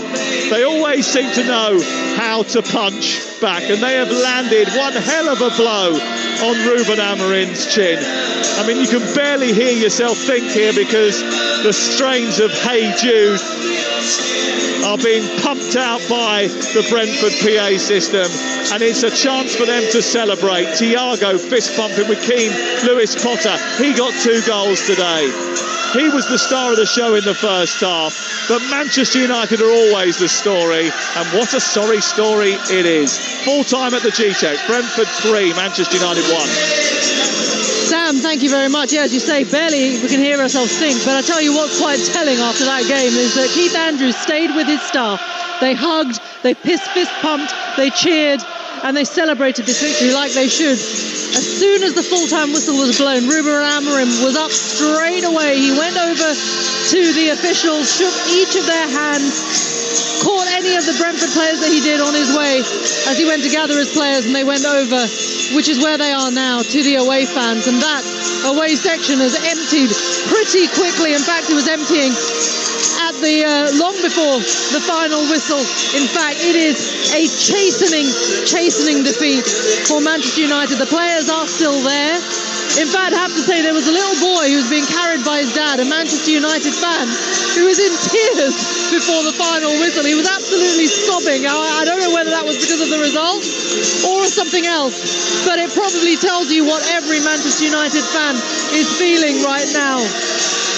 And there we have it. The United players are coming back. The Brentford players are doing a lap of the perimeter of the pitch to thank their fans because they have been absolutely brilliant today. And Sam, said it rightly in commentary that it wasn't the highest quality game. At times it was comedic where players were losing possession. Players on both sides were losing possession, falling over, whatever. But in the end, it is a huge win for Brentford. They'd had their worst start to a season going into this game. They were in the relegation zone, and now they move above Manchester United in the table.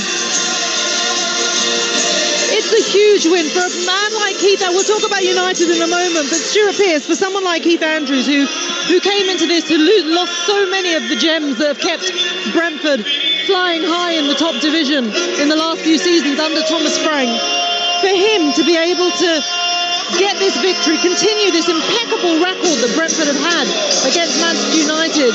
They've won 7 of their last 8 against Manchester United now. United are now winless in their last 8 away.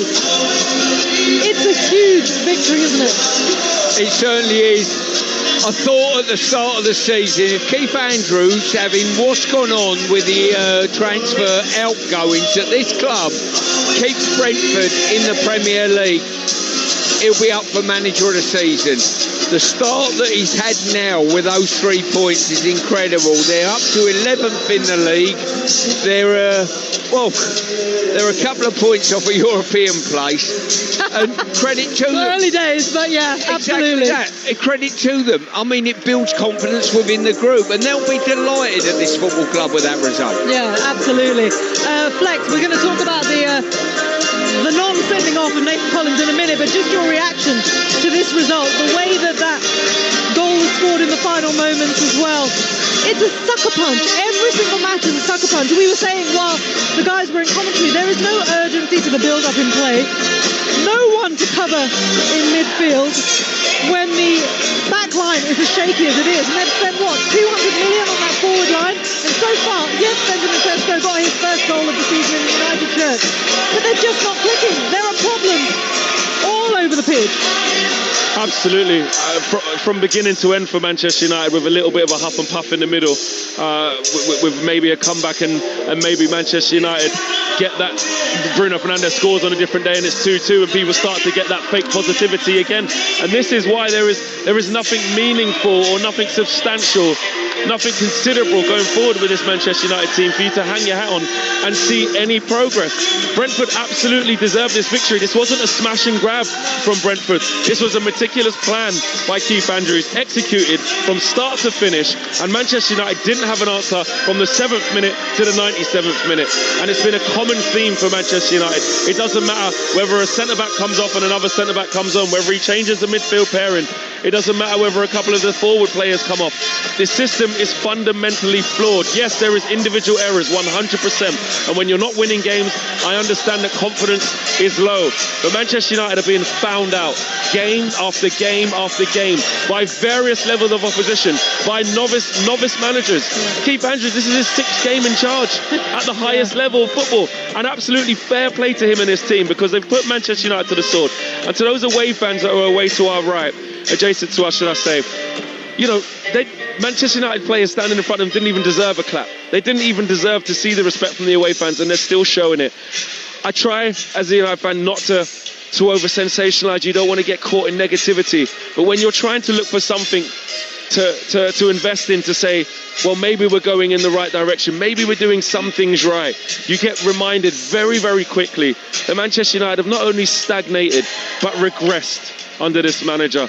And it pains me to say it, but I just cannot see where any momentum is going to come from.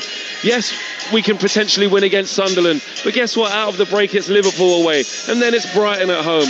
And the list goes on for the more difficult games. So Manchester United, I've seen that hung dog expression from players walking in, droopy shoulders, head down, walking in after a monstrosity of a performance.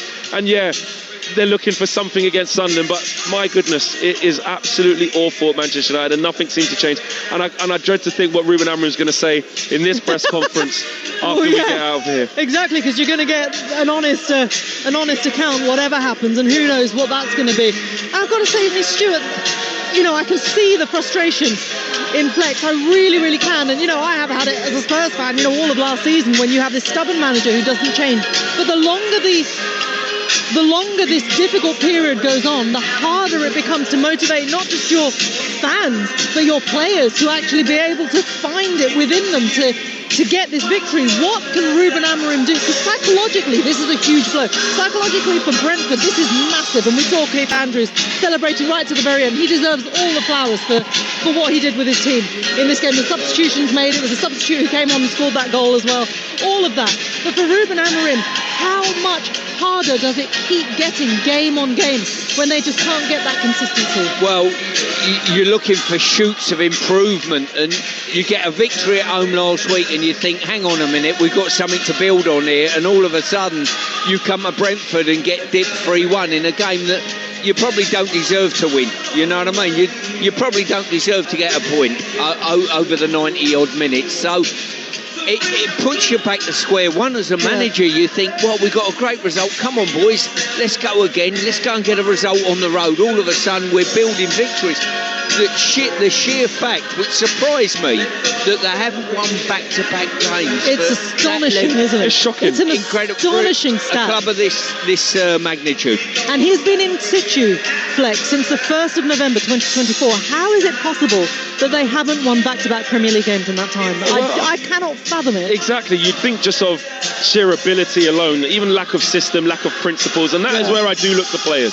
I 100%. All of Manchester United problems are not all on Ruben Amorim. You have to talk about these players, because what we saw today from them was a lack of urgency, a lack of intensity, a lack of desire, a lack of willingness to do anything with any crispness, any sharpness. You know, they were lethargic. They were playing the game in a slow way.